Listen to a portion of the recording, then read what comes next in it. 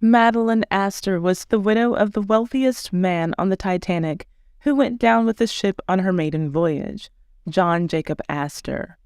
She was merely a teenager, 18, and just 1 year older than his son when she started dating the 40-something John Jacob, which caused his first wife of almost 20 years to divorce him.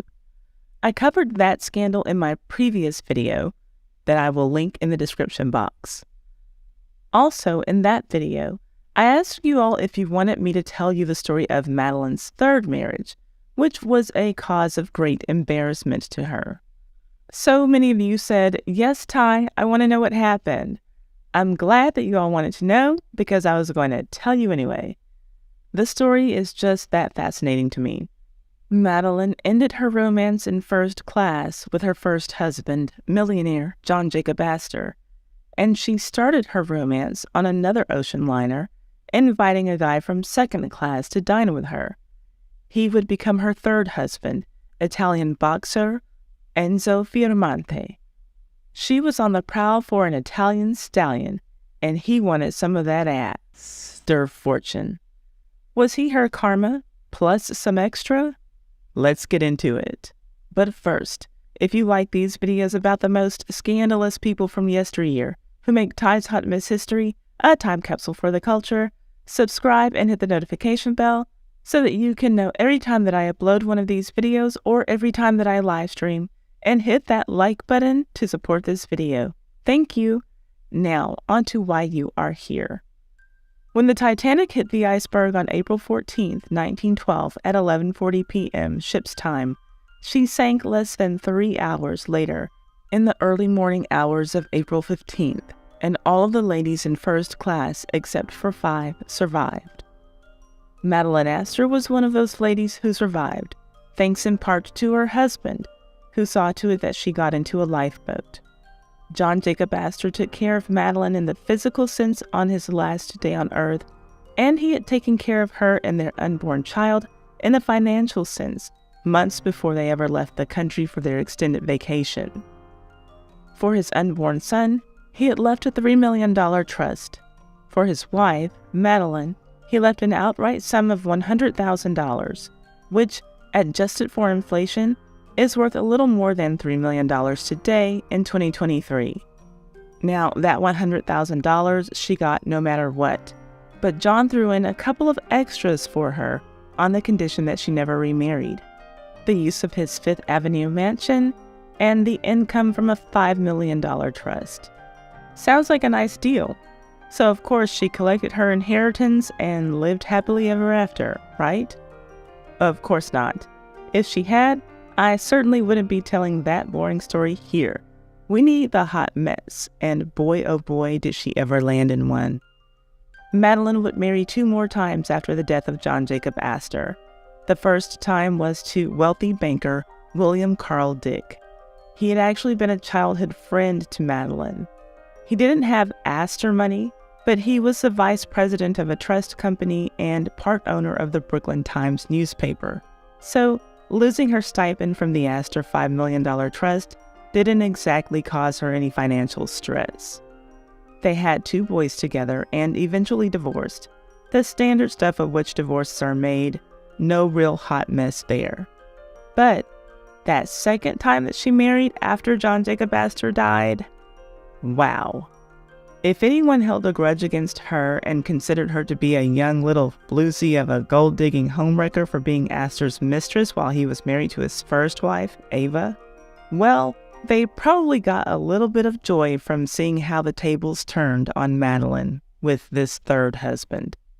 When John Jacob Astor met Madeleine in 1909, he was deeply infatuated by a young girl who wanted to be with him.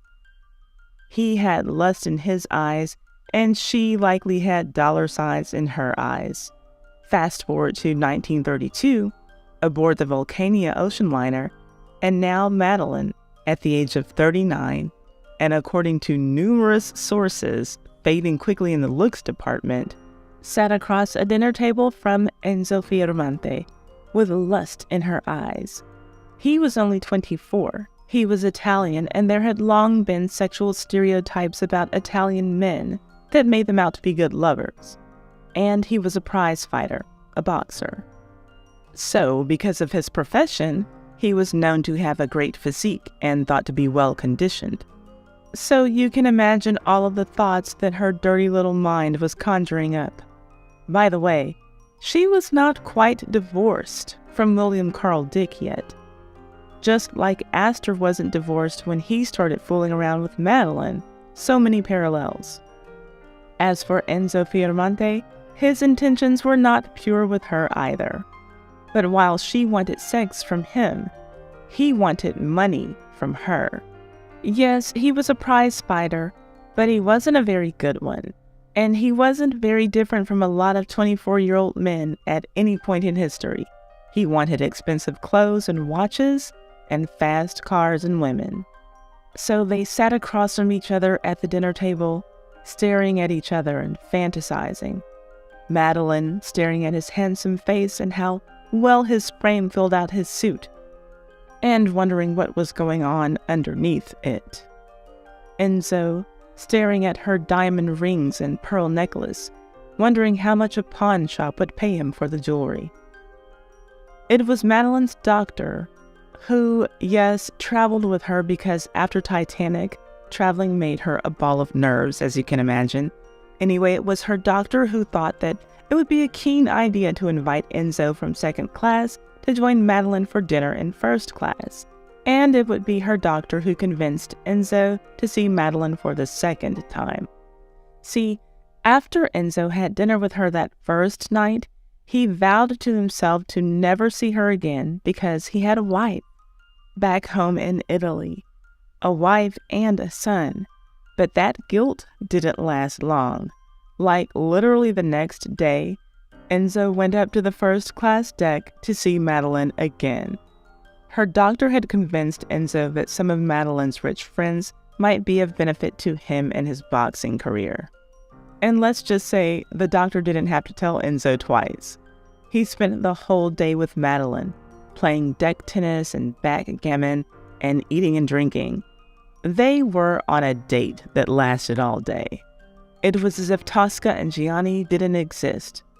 You don't know who they are? Yeah, neither did Enzo at the time. Tosca was his wife and Gianni was his baby boy. That vow that he had made to himself when he went to sleep that night after he met Madeleine was broken as soon as he woke up the very next morning. And after spending that glorious day of fun with Madeleine, he told her that she was beautiful when she smiled. And he did make that distinction. He said that when she smiled, she looked pretty and young, but that normally she looked old and frumpy. He kept the old and frumpy part to himself that night. That would come out later when he started flapping his gums to the press. But that night, she was beautiful. She told him that she thought that he was trying to flatter her because she knew that she didn't look as attractive as she used to when she was younger. Well, he told her he meant it, and he kissed her on their second night together. It was after dinner, and they were out on the deck, under the moonlight. Enzo said that they were in, quote, a misty romantic heaven, end quote. Then he left the fantasy world of first class with his rich girlfriend and her fancy, wealthy friends, and retired to his second-class reality, and the guilt set in once again. He started thinking about his wife and son back home in Italy. Before the cruise was over, he confessed to Madeleine that he had a wife, and that he needed to stop seeing Madeleine. Well, Madeleine, still married herself, said, damn that, okay? She said that she was not giving up that hard penne. She was very persistent about continuing her relationship with Enzo. So much so that when their ship docked in Naples, before he disembarked to go off to see his wife and kid, she told him to join her at the Lido in Venice. Well, from Naples, Enzo went home to reunite with his wife and son, where he did not tell his wife about his affair with the American woman on the Vulcania cruise ship. He barely had enough time to unpack his luggage when he received a telegram from Madeleine that read, quote, "Darling, come and see me. If not, I am going to Rome." End quote. In response, Signore Fiermonte hopped his behind on a train to Venice, and upon arriving there, booked a room at the Excelsior on the Lido. And shortly thereafter, his American woman met him there, and they got down to business. And I don't mean the kind of business that requires spreadsheets, but spread legs instead. You know what I mean? Now, I won't go into great detail about that night that they shared in Venice because I need to keep my YouTube channel, but Enzo went into great detail about it, sharing with one publication how great it was, but still harping on her age. Clearly, the age difference was a big deal for him, and I get it. He was only 24 and she was 39. But here's what he said, in part, quote, "She was different. Everything about her was subtly changed from the woman I had met on the ship. It was as if the years had slipped away from her. I saw her as a young and beautiful girl." End quote. Sheesh. He saw her as young, but he definitely knew that she wasn't. That would be a recurring theme in their relationship. Well, long story short, Madeleine and Enzo abandoned their respective spouses and married each other on November 27, 1933. And just like her first marriage, this third one was also a scandal in high society and talked about in the newspapers. For her first marriage, her husband, J.J. Astor, was painted as the old creep who wanted a young plaything. For her third marriage, she was now in the role of the creep, and her husband, Enzo, was the young plaything. Here's what was written in a 1933 Christmas Day edition of the Garrett Clipper. Ladies and fighters. Society lifts an eyebrow as Mrs. Madeleine Force Dick is married to Enzo Fiermonte, an Italian prize fighter. Mrs. Dick happens to be the widow of Jacob Astor, who stepped aside as the Lusitania was sinking to permit his then youthful bride to take her place with the other women and children in a lifeboat. Okay, so let me stop there. Force was her maiden name and Dick was her second husband's name. And we all know that J.J. Astor died in the sinking of the Titanic, not the Lusitania. That is a crazy mistake for a newspaper to print because of the impact that Titanic had on the world at that time. The Lusitania was another grand, luxurious ocean liner that was owned by a different company from the owners of the Titanic. The Titanic was owned by the White Star Line, and the Lusitania was owned by Cunard. Cunard also owned the Carpathia, the ship that came to rescue Titanic's passengers. These companies were in constant competition to create the best vessels to transport the wealthy back and forth from Europe to the United States. The Lusitania, which was erroneously placed in this article, sank on May 7, 1915, 3 years after Titanic, after being torpedoed by German submarine U-20. Ironically, the Lusitania has a loose tie to the 1997 James Cameron Titanic movie. At the beginning of the film, when Rose sees the Titanic, she tells her fiancé that it doesn't look much more impressive than the Mauretania. The Mauretania was a sister ship to the Lusitania, and when she launched in 1906, she was the biggest ship on the sea, stretching out at 790 feet, which was beat out by Titanic's 883 feet. So it would have made perfect sense for people in those times to make those comparisons.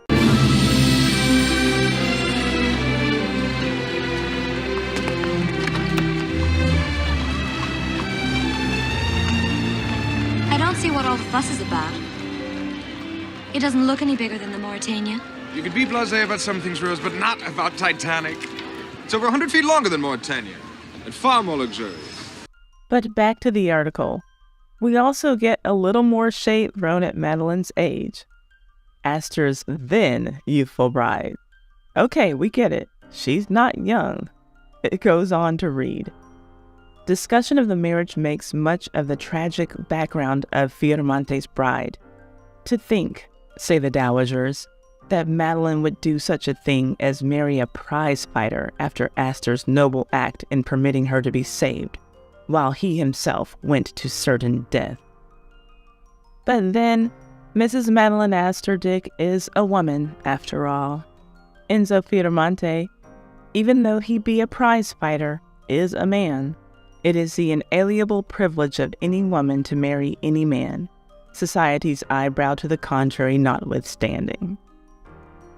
So, this newspaper was definitely firing some shots at Enzo's low social standing, and also basically saying that Madeleine wasn't worth saving from the Titanic or Lusitania, now that her life had come to this. Oh well, she was all smiles at the beginning, but by the time that this was over, this marriage, Enzo made Madeleine wish that she had kept her home-wrecking ways back in 1909, for she would leave this relationship abused, bruised, and confused.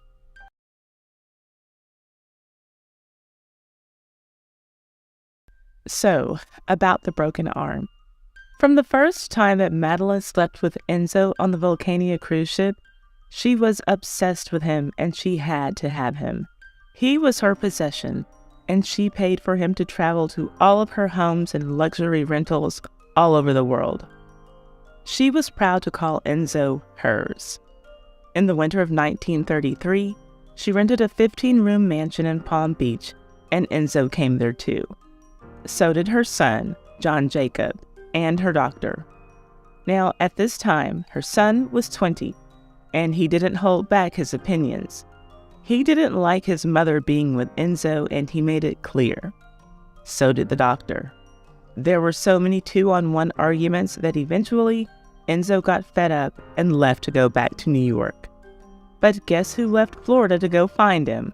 Yes, Madeleine had her chauffeur pull up to Enzo's gym, where she retrieved her possession. He said that he saw the window of her car roll down, and a white glove came out of that window and signaled for him to come hither, and he did. As much as he admitted to not wanting to be with Madeleine, he also admitted that often he would play right into when she would chase him down. He said that he happily left his gym and went back to her New York home with her. The happiness between the two of them never lasted for long. They always argued about whether or not they should even be together, and he was always the one who thought that they should end it. He would leave or threaten to leave, then she would throw a few $1,000s his way or buy him something expensive, and then he would get happy for a few days and stay. Then the cycle would start all over again. Madeleine kept pressing him to get a divorce. Yes, even at this point they were both still married. Her plan was to have Enzo get a divorce, then she could pay a sum of $10,000 to Enzo's little boy back home in Italy, Gianni, and for the low price of $10,000, she could then have Enzo all to herself. So, even though, as this story progresses, it will be very clear to see that Enzo was horrible to her, Madeleine certainly had a part to play in this farce of a marriage, and she was not innocent. How selfish can a woman be? A mother at that, who was totally comfortable with the idea of giving a boy money, which was chump change to her, in the place of his father. She really didn't care about Enzo's wife and child, or about Enzo being a part of his child's life. Now, clearly, at some point, Enzo didn't care either, and I don't expect for her to care more about his family than he did. But I do find it odd, to say the least, when I see women who like being in romantic relationships with men who don't take care of their children. It's even worse when they support the bad behavior. Anyway, she told Enzo to write home to his wife and ask for divorce. His wife, Tosca, wrote back and said she would never give him a divorce. She fought for him till the end. Her part in this gets crazier. But eventually, Tosca caved. That $10,000 wasn't a lot to Madeleine, but Tosca, according to several news outlets, was from, quote, peasant stock. And that $10,000 was a life-changing amount of money for someone like her. Adjusted for inflation, it had the buying power that $230,000 has today in 2023. So she agreed to take the money, but she still wanted her husband.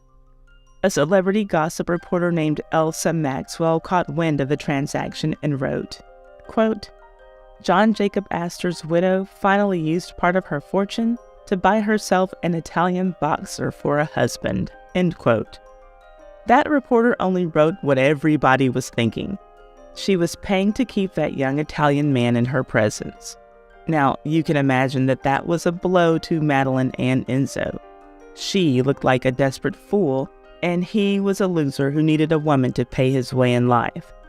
In July of 1933, Madeleine's divorce was finalized. She celebrated by taking Enzo to Lake Tahoe and throwing her wedding ring into the lake. That part of her story disgusted me because the value of that ring could have done some good for someone somewhere.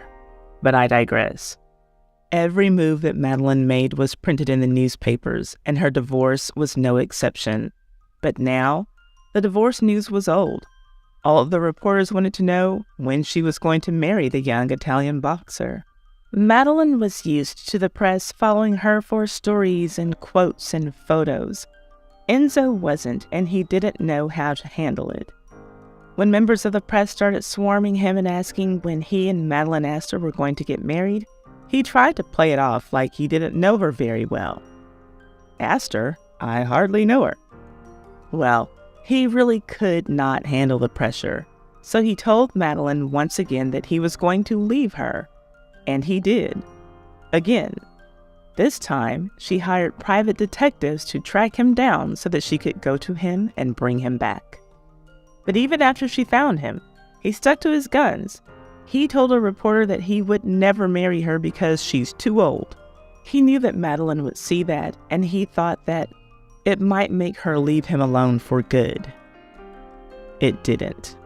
Madeleine had an attorney call Enzo to let him know that his wife, in Italy, agreed to the divorce settlement terms. So now he was free to marry Madeleine. Yay! He admitted that he challenged himself and questioned himself on what his attraction was to Madeleine, and he knew and told himself that it was her money. So when he finished his business with the attorney, he went to meet Madeleine in Bermuda to tell her that he was going to go to London to continue his boxing career. Again, he told her that he was going to leave her. He told her that she needed to marry a man from her own social class. And a lot of people would say that was the reasonable and right thing for him to do and say. Well, Madeleine had a fit and told him, "You mean I'm too old?" He told her that it wasn't about her age, but that her way of living was wrong, and he didn't feel like a real man being a rich woman's possession. After he told her that, he turned to walk towards the door and leave. Then Madeleine caught up with him and grabbed his hair, telling him that he could not leave her. Enzo said that he pressed down on her with both of his arms so that she would release her grip on his hair. Well, he ended up pushing her to the floor and breaking her arm. He picked her up and yelled for the doctor who was always with her. The doctor called for an ambulance. She was treated in a hospital in Bermuda for a few weeks and then eventually taken back to Manhattan to get full medical attention. She arrived back in New York on a stretcher, greeted by a mob of reporters and photographers that were able to catch some version of this image. She is trying to hide her face with her coat. Her son, William Dick Jr., is the one who was the closest to her stretcher, trying to help her cover her face and arm.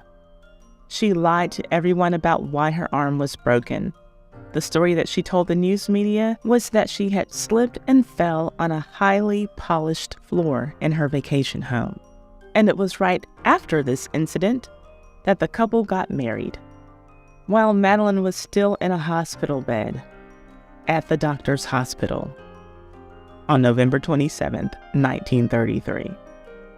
This article from the Brooklyn Daily Eagle on the day after the wedding tells that the dozen friends and intimates who attended were sworn to secrecy about the strange affair. But we do get to see who some of the attendees were. They included Madeleine's mother, Mrs. Force, who attended all 3 of her daughter's weddings. There was a mention that she was the most enthusiastic about the first wedding. Madeleine's mother was a big-time social climber, so I can imagine that she became increasingly less enthusiastic with each of Madeleine's spouses. And Madeleine's second husband was still a millionaire. He just didn't have Astor money, but who did? So I can only imagine that Mrs. Force's excitement level was somewhere in the gutter when she saw that Madeleine was going to go through with this marriage to Enzo. But back to the happy day. Madeleine's 3 sons all attended as well. But let's be clear.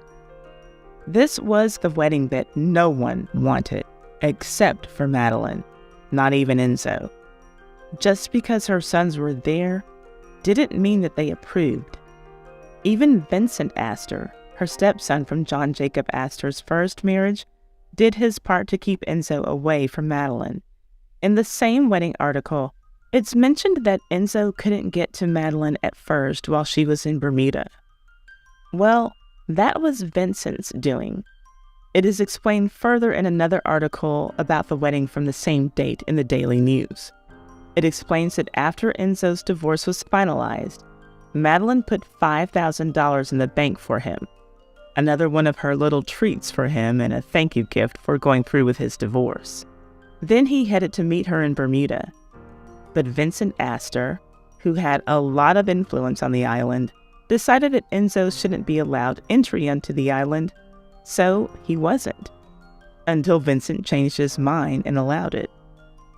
Vincent was the one with the real connections and way more money than John Jacob Astor, the Titanic baby. You might recall that John Jacob Astor left a $3 million trust for the John Jacob who Madeleine was pregnant with on the Titanic. That money was more than enough to make him rich in those times, but it was a lot less than his half-brother Vincent received from their father's will. And that was something that little John Jacob never seemed to get over. Well, that is day 1 of their marriage, and it only gets worse from here.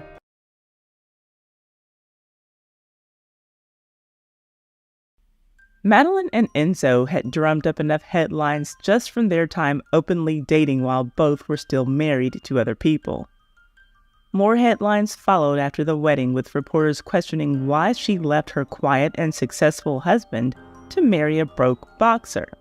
Madeleine's stepson, Vincent Astor, tried to use his political connections on more than one occasion to keep Enzo away from her. In addition to not permitting him on the island of Bermuda when he met there to meet Madeleine before they got married, Vincent also pulled a stunt to prevent Enzo from re-entering the United States by phoning a friend of his, President Roosevelt. Yeah, I told you in part 2 that Vincent was the one with the real power and money.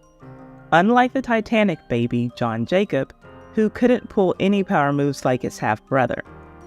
But instead, it seems that he took the route of acting out, almost like a cry for attention when he announced his engagement to a debutante just 1 week after his mother married the boxer. He never made it down the aisle with her, but just 6 months later, he got married to another Manhattan girl who fit the bill because she was also from a prominent family. Her name was Ellen Tuck French, and she was a cousin to the Vanderbilts. His mother showed up for his wedding, but his new penniless, pugilist stepfather did not. But it seems like after this point, the atmosphere became a little more calm for the couple. For a few months, they were only being talked about in newspapers for being on vacation.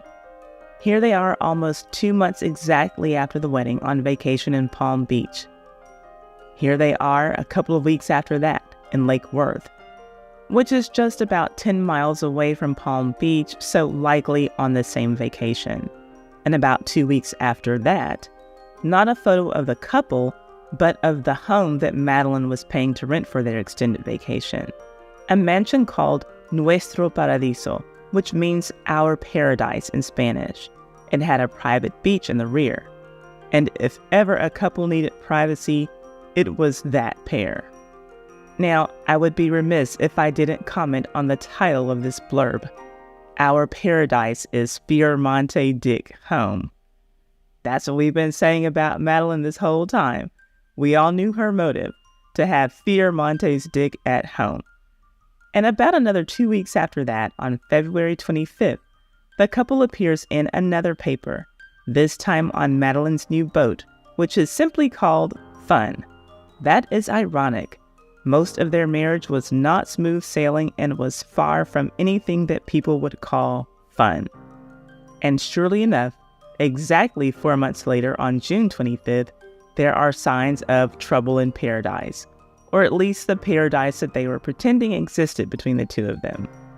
An article titled, "Enzo Parts But Fails to Kiss the Missus" told its readers a few things. One, clearly from the title, he left but didn't kiss his wife goodbye. Not a big deal if he was going to the store to grab some milk, but he was going to be gone from their West Hampton Beach vacation home for at least a week. He had told a friend where he was going and said that he wasn't sure when he would come back. His reason for going? Business conferences. Now, he had 5 pieces of luggage and owned 0 businesses, but okay. 2.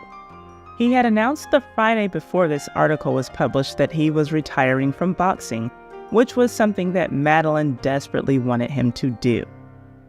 3. Less than a week later, he was talking about getting back into the ring to fight.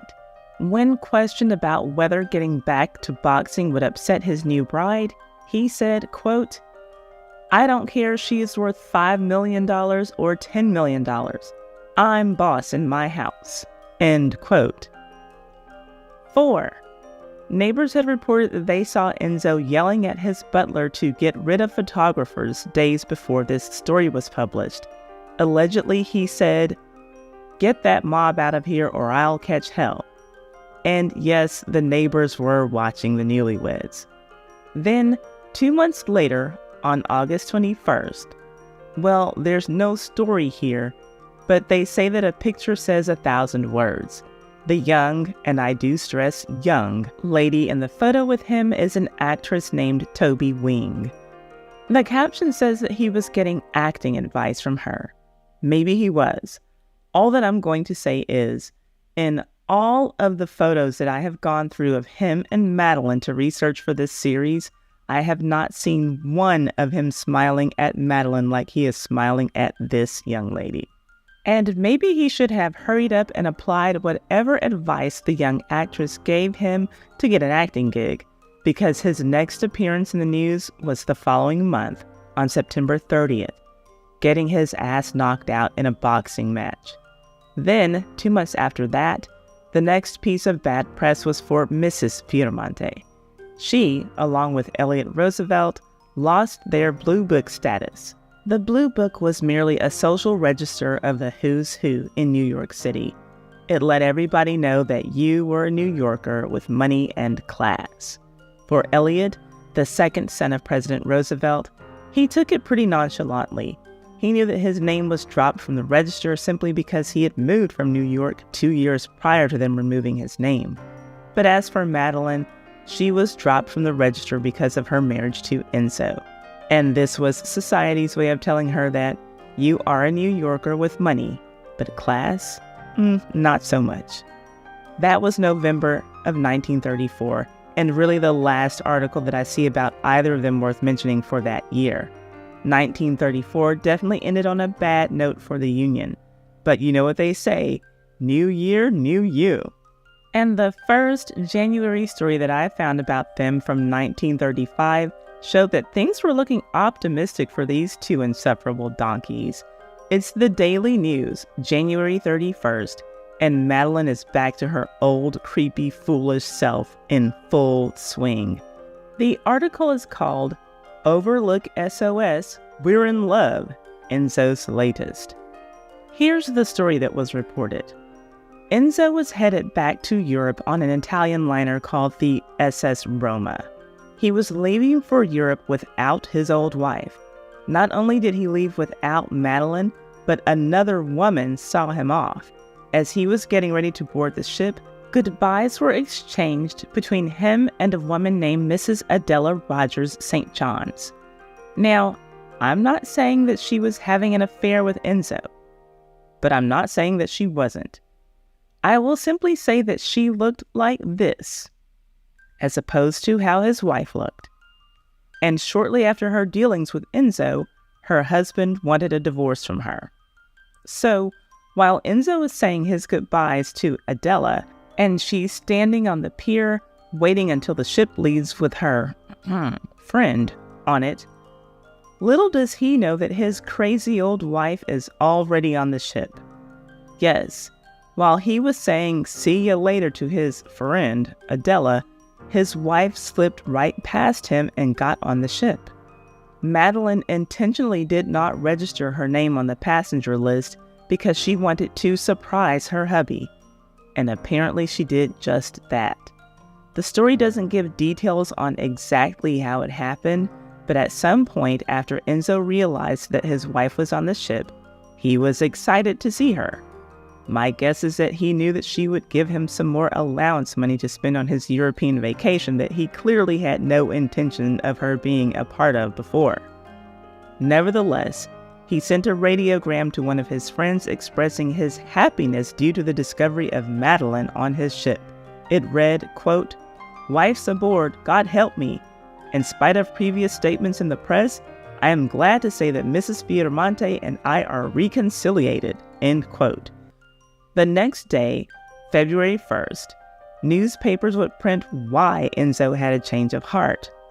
See, he got on the SS Roma to sneak away from Madeleine, but while they were on the ship, she wrote a series of love letters and apology letters to him, having a ship steward carry them to his room eventually, like after a few days at sea. But while she was in her cabin writing love letters, Enzo was running his mouth all over the ship, bragging about how he had escaped from his wife.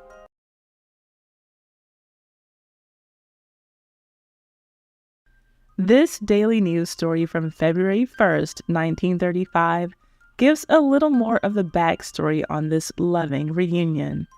The article is titled, "Enzo Couldn't Resist Wife's Tender Notes."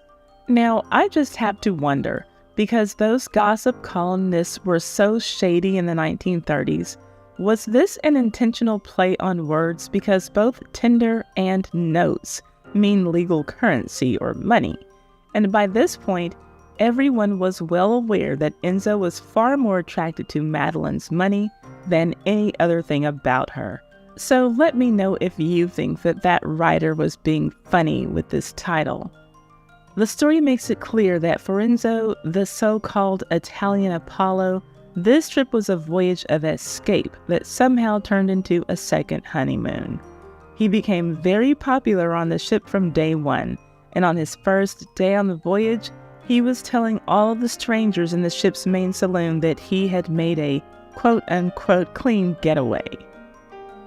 It was written that he sarcastically waved goodbye to the Statue of Liberty, and then made his way to the ship's gymnasium for a medicine ball workout with the instructor on board. What he told the instructor was in the paper too. Workout grunts included. Quote, "It is marvelous to be free," he said as the heavy ball flew back and forth. "No more private detectives shadowing me. No more gossip. Only Algiers and Marseille and a visit to my first wife and our child. Ah, and I was very smart in slipping out the way I did." End quote. Meanwhile, old dum-dum Madeleine had locked herself in her cabin and committed her time to writing love letters that she was certain would win him back. At some point, those letters were delivered to Enzo's room by a steward who said that Enzo's face went white when he saw who wrote the letters. Then he wrote back to her and they started writing back and forth to each other. After a whole day of writing until midnight, Enzo was adamant in telling Madeleine that he did not want to be with her. They wrote some more letters the next day. Then he reluctantly agreed to meet her for dinner in her cabin. After that dinner, his own cabin was not occupied for the next 2 nights, nor was he seen at the main saloon with the friends he had made on his first day, who were laughing at his jokes about Madeleine. And we know from before that he got around to saying that they were back together and that he was so happy. In case you didn't know what happened before, parts 1, 2, and 3 are linked in the description box. Now, we know that part of Enzo's plans on his getaway was to see his first wife. Well, Madeleine didn't know that. And when she learned, literally just 1 week after it was reported that they were back in love, it was obvious to see that she didn't like that Enzo was going to see his family back home. As this headline from the February 8th Star Gazette explains, Madeleine cried, lost it, and cut off his allowance. Just the day before, she was confidently telling the press that she and Enzo were going to have big fun in France. Well, what a difference a day makes, because on this day, she was reported as being semi-hysterical, just repeating over and over, "I can't say anything. I don't know anything about this. I don't know what I'm going to do." She said that, but she did quickly figure out one thing to do. She cut off his money. Frankly, at this point, he should have seen that coming, and I don't feel sorry for either one of these people. Madeleine was sad because she didn't have Enzo. Enzo was sad because he didn't have Madeleine's money. But one person was happy, Tosca, Enzo's first wife. She said, quote, "When I met him in Genoa, he was very happy to see me and our child. There were tears in his eyes. We went to a cafe and spent some hours together. Yes, I still love him dearly. I think he loves me. He may come back to me, but not immediately." End quote. My God, what was it about this man? The next few days, there were a number of headlines about Enzo and his first wife meeting each other. All of them expressed something along the lines of Enzo meets wife number 1 and wife number 2 cried about it. Even though he made it clear that he met Tosca and had love for her and his son, he also made it clear that he was staying with Moneybags Madeleine. His mother weighed in and seemed to approve of his decision. She told the Daily News, quote, "My son really loves the American lady a great deal. Although she is older than he, Enzo says she seems much younger than she is." End quote. Something tells me that if Madeleine hadn't been rich, that his mother would not have approved of her son's love match. But she was rich. And even though wife number 1 wanted her husband back from wife number 2, she still had a reason to be happy that Madeleine had entered her life. With the money that Madeleine had sent to Tosca in exchange for her husband, Tosca, the peasant, was able to buy a nice apartment for herself and quit her job at a shirt factory. And she was happy about that. The one who wasn't happy was Madeleine. She didn't like the publicity that she and her husband had been getting on this trip to Italy. All of the papers were really playing up the fact that he would wander about and do as he pleased without his wife. I can understand why she didn't like that, even if it was true, and it was. The news stories were also talking about how much Enzo loved his son, Giovanni. She didn't like that either. That is one part about Madeleine that I just do not like. She really had a problem with the fact that Enzo loved his son. It seems like she just wanted him to be so mesmerized by her money that he would forget that he had a whole family before he met her. Her problem with the way that she was being reported on during the Italian fiasco was that she was being called, quote, "an American millionairess who is jealous." Well, if the shoe fits. But in less than 2 weeks' time, Madeleine would be smiling again because she was going to use the one thing that she had that kept her husband crawling back to her, her money. She would give his wife another 5-figure payday in exchange for Enzo in a once-and-for-all no-backsies deal. And she would buy Enzo a brand new car in exchange for some affection from him for a few days.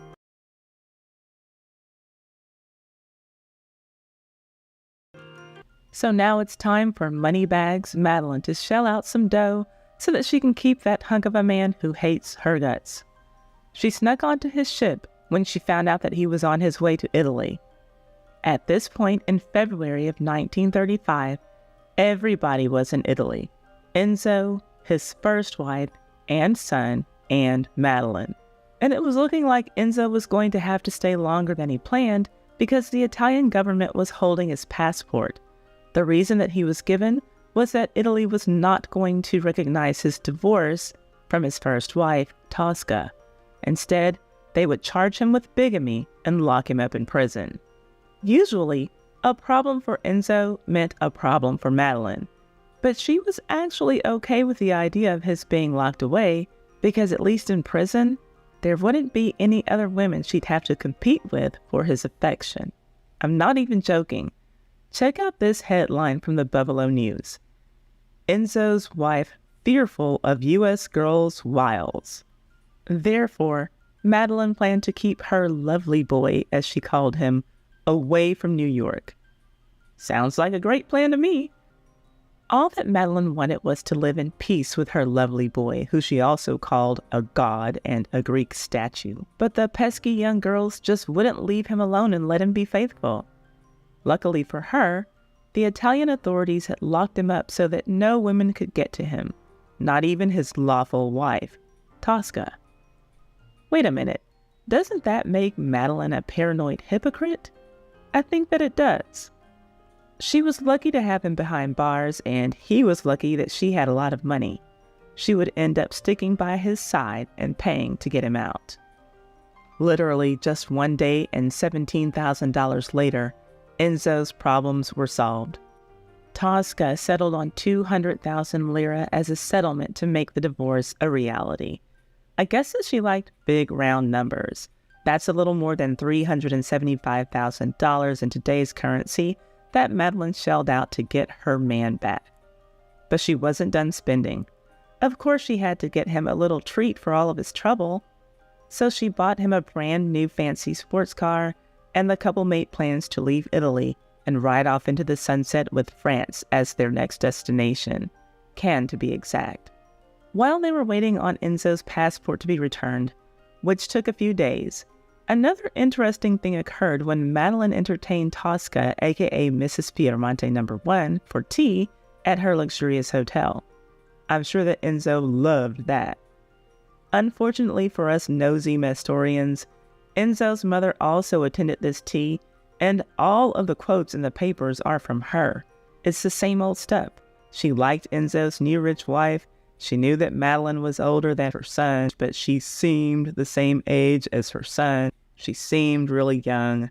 Blah, blah, blah. Whatever you say, Mom. Just keep those dollars rolling into the family, right? But we do get this interesting description of Tosca. She's called the fighter's sturdy, black-haired first wife, who comes from Italian peasant stock. Ouch. Now, I have to take just a quick moment to defend Tosca. This photo of her was used almost all of the time in the newspapers, but in March of 1935, I saw this photo. Clearly she used some of that money that Madeleine paid her to get a makeover, but in all of my research, I only saw this photo of her once, but I digress. What happened on March 9th more than makes up for the snooze fest printed in the papers about the two wives meeting.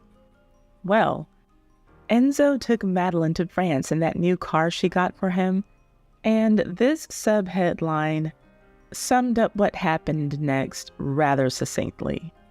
Enzo Fiermonte, dapper Italian prizefighter, and his second wife, Mrs. Madeleine Force Astor Dick Fiermonte, made a hasty exit out a side door of their hotel today when Enzo's first wife, Tosca, roared into town on the Rome Express, volubly proclaiming she had come to reclaim him.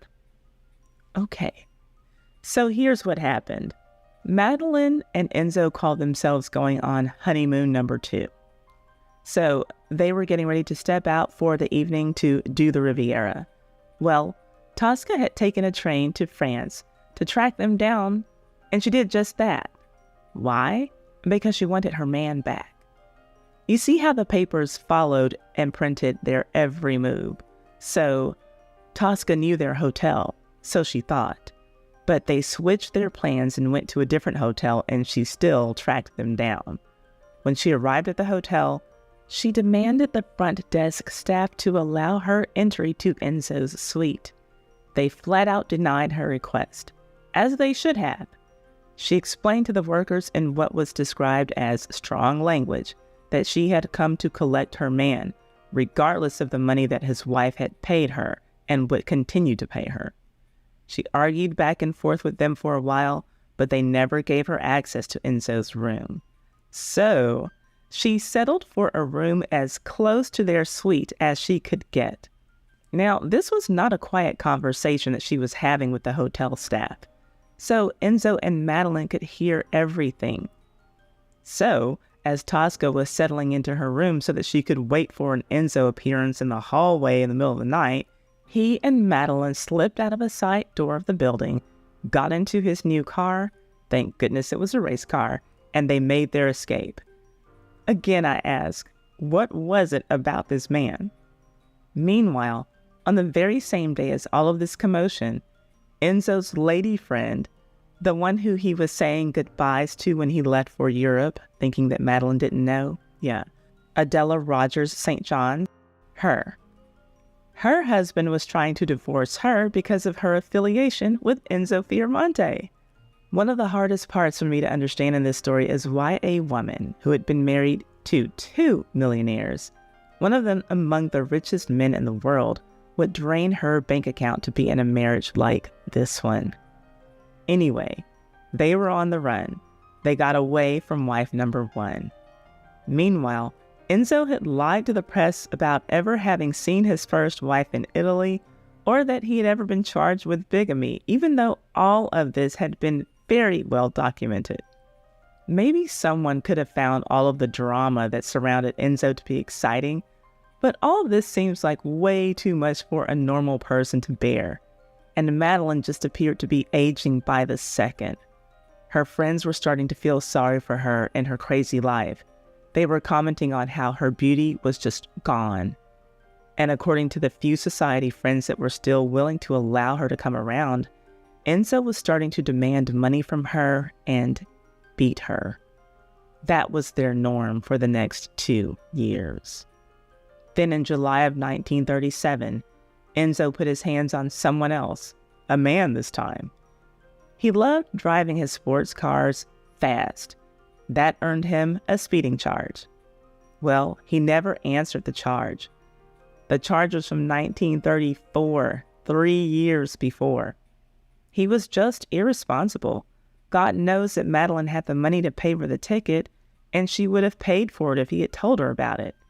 So he ended up getting sentenced to 5 days at Rikers Island prison. At his sentencing, the press was there, just like they had been for every moment of his life since he had been with Madeleine. He should have expected it. But when reporters were questioning him about being sentenced, he punched one of the cameramen twice, landing a left and a right far more successfully than he had been able to do in the boxing ring. I guess that he would have won more fights if his opponents had been holding big cameras and they were not expecting him to hit them. Enzo showed up hours late to this court date and the judge wasn't having it. That's why he was sentenced to time behind bars. The judge didn't even offer an alternative like paying a fine, and he told Enzo, among other things, quote, "Foreigners like you should not flout the law," end quote. Well, I guess that was 5 days of rest for Madeleine. And she needed it, because according to her handful of friends, Enzo spent the second half of 1937 beating her more frequently and taking more of her money. They said that he broke her wrist and broke her ribs. She was always in bed recovering from one of his attacks.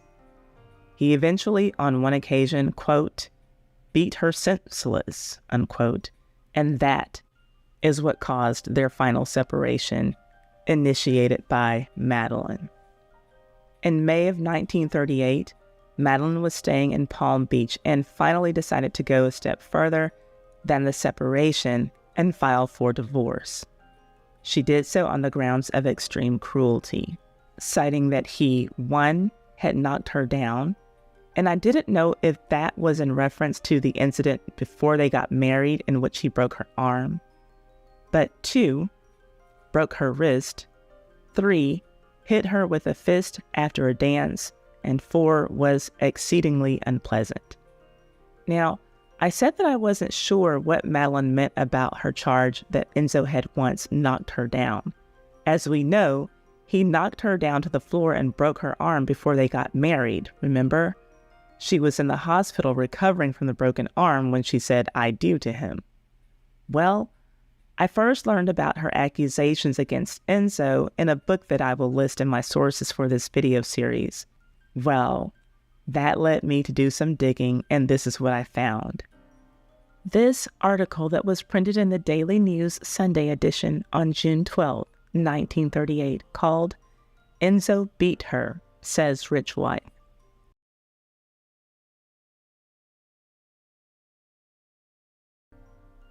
Now that Madeleine had been quickly granted her divorce, the way that the papers had been harping on her for looking old, they were now harping on her ex-husband for having been a terrible boxer.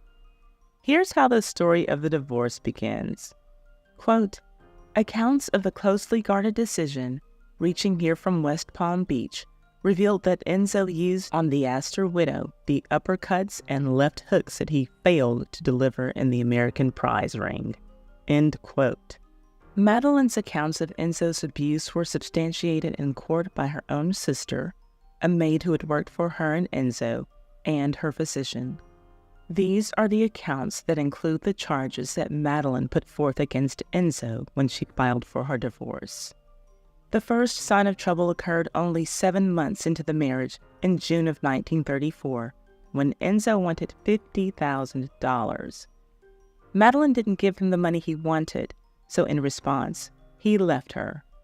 Left their home in New York City altogether. He went off gallivanting in several places with several women. At least one of those places was California. He returned home when he was ready. Early the next year, in 1935, more than half a year later. Then, who can forget their magical reconciliation after he ran away from her? Or so he thought, only to find that she had made her way onto his escape cruise to Italy. Well, the papers printed the story of how they got back together, but in court, Madeleine told what the reporters didn't know. Quote, "The reconciliation was short-lived," the divorce papers showed yesterday. "For on the boat, Enzo committed sundry acts of extreme cruelty. He on several occasions struck the plaintiff, knocking her down. Mrs. Fiermonte related that she was ill at the time, and her illness was augmented by his acts of violence." End quote.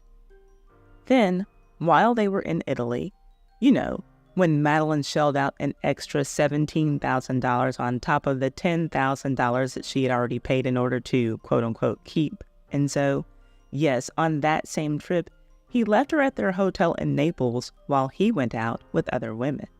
That was the same time in Europe that Enzo and Madeleine fled their hotel because his first wife came looking for him and raising hell at their hotel because she wanted him back.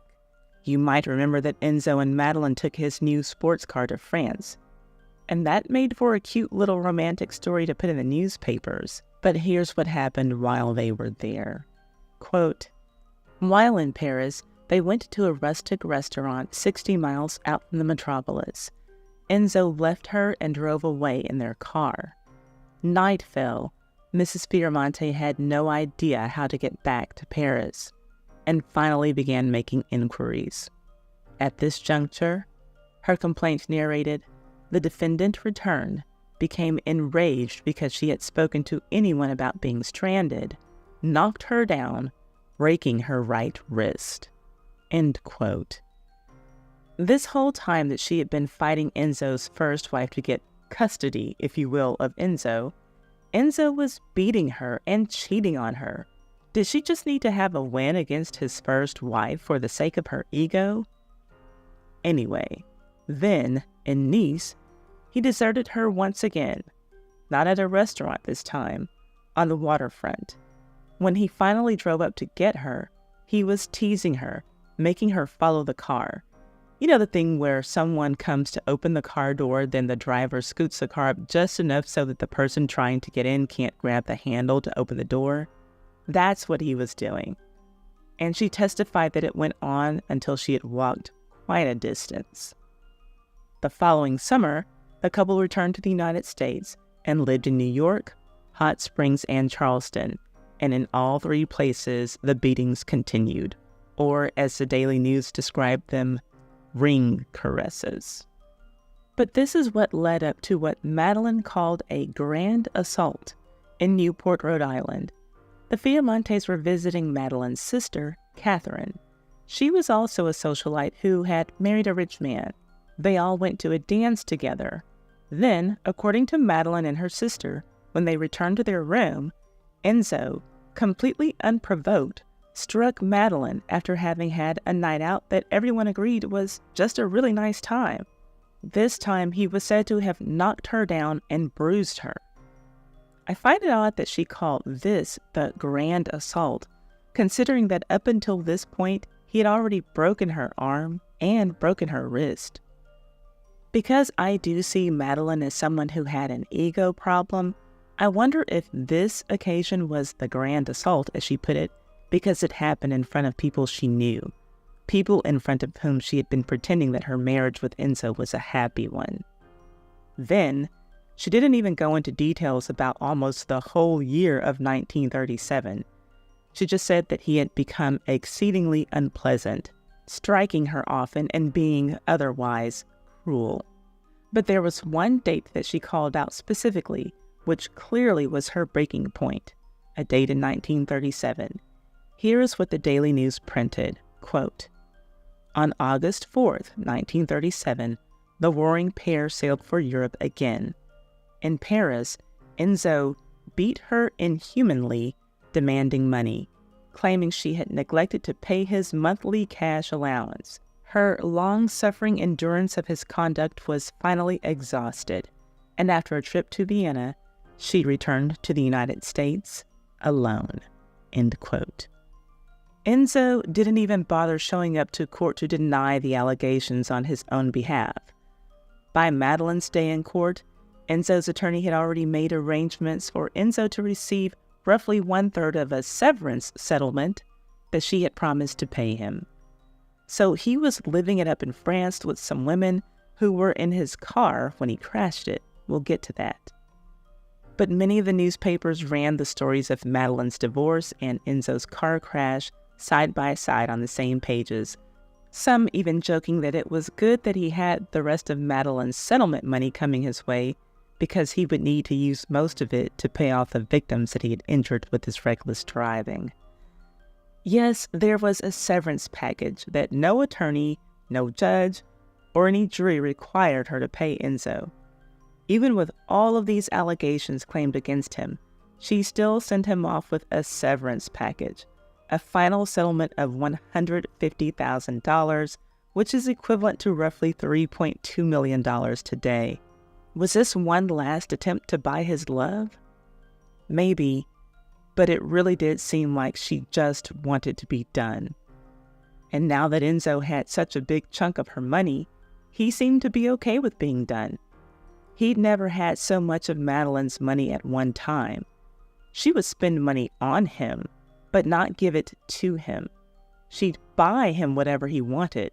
For instance, when she purchased her home on 600 acres in South Carolina, he wanted a few minor upgrades, a tennis court, a dog racing track, a yacht dock, and a skeet field. She willingly granted him all of those luxuries, anything that he could enjoy at home with her. He was given expensive gifts and allowances of thousands of dollars at a time in the past, but with this small fortune, this $150,000 settlement from Madeleine, he could finally break away, stop pretending he loved Madeleine, and do what and who he wanted. And that's just what he did, and didn't waste any time doing it. Enzo got out of New York and went back to Europe. This time, he didn't have to sneak away like a thief in the night, and Madeleine didn't follow him to surprise him this time either. He was living it up in France with as many women as he wanted to see. Madeleine was finally done with him. But guess who wasn't? Tosca, wife number one. as is told in a Brooklyn Daily Eagle story from 1938, appropriately titled Waiting Wife. At this point, Enzo was being called a motor car speedster boxer. Well, we know that he liked to speed and box the people who reported on it, so I guess that's fair. Now, this was all literally happening at the same time that Madeleine was being granted her divorce from Enzo. Tosca declared to the press that Enzo was the only man she ever loved or will love, and she said that she'd be happy to take him back after he was done having his fun with other women.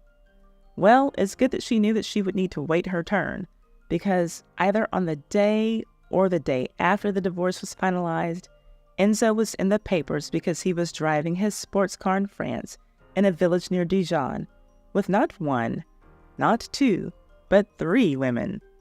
Unfortunately for one of those young beauties, she was injured in a car accident that Enzo caused when he was speeding and crashed his sporty car right into a tree, causing the car to overturn, thus injuring Marion Whitworth, a 26-year-old actress whose brother had died years before in an auto accident. This accident earned him another prison sentence.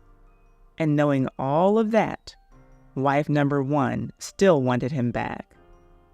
Well, that car wreck was on him and had nothing to do with Madeleine. She had divorced him and even paid him well after she had suffered years of beatings. So that would be it, right? Wrong. The very next year, in 1939, Enzo would serve her one more blow, but it wouldn't come from his fist this time, though she probably would have preferred a punch instead of what he did. Before spring could even get underway, Enzo had sold the story of his marriage to a publication called True Story magazine.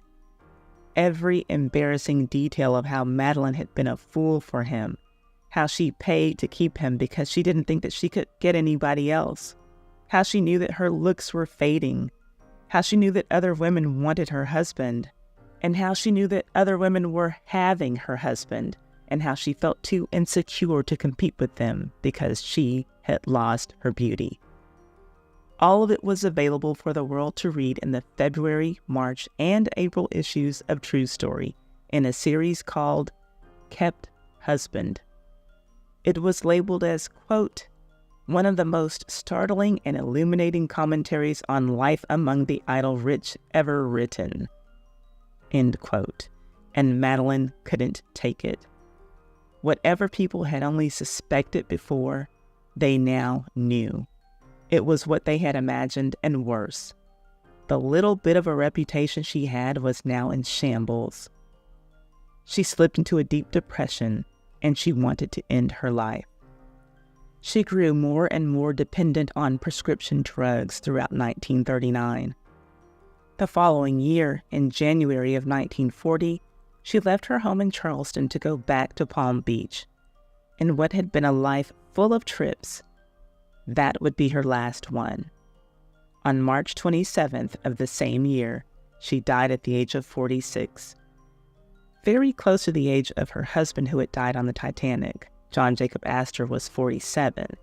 Her official cause of death was heart failure, but her friends believed that she had intentionally overdosed on pills. Her estate was worth $1.1 million when she died, and that was split equally between the 2 sons she had with her second husband, William Carl Dick. She figured that John Jacob Astor, the Titanic baby, would have had more than he needed from the trust that his father's Titanic death had left him. As for her final husband, Enzo Fiermonte's words on her death, quote, Madeleine carried her doubts with her always, like her pearls, end quote. Okay, whatever that means. He went on to live out his dreams. He wanted to be an actor, and he appeared in over 100 movies and TV shows from the 1940s until the 1980s. Now, I don't know any of the films listed in his IMDb profile. Some of them are Italian, but I see that among dozens of roles, he played military men of various ranks, a boxer, a character named Enzo, and even Al Capone. How's that for life?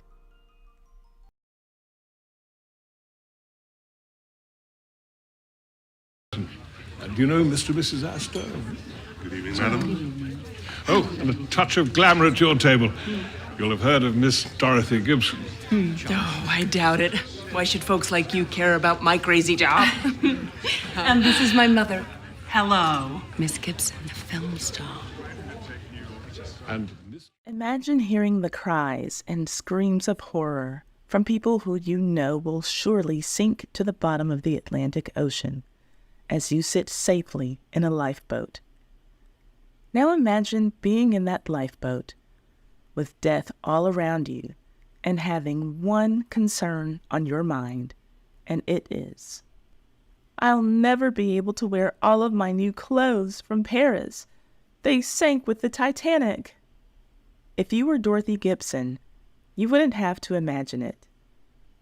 That's one of the many selfish thoughts that went through her head and even came out of her mouth as 1,500 people were in the midst of losing their lives while she made her way safely onto a lifeboat that was never even loaded to full capacity.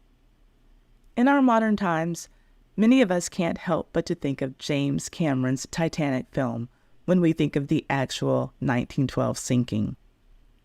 Its big names and big budget special effects and set certainly made it a spectacle for the eye to remember.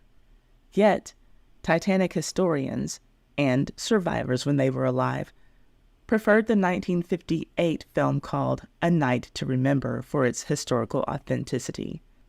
It is often called the first Titanic movie, but it's not. The first Titanic movie was called Saved from the Titanic, and it was released in May of 1912, just 4 weeks after the disaster occurred. And its star was our Dorothy Gibson, the girl who was so sad about losing her brand new Parisian fashions in the wee morning hours of April 15th, 1912.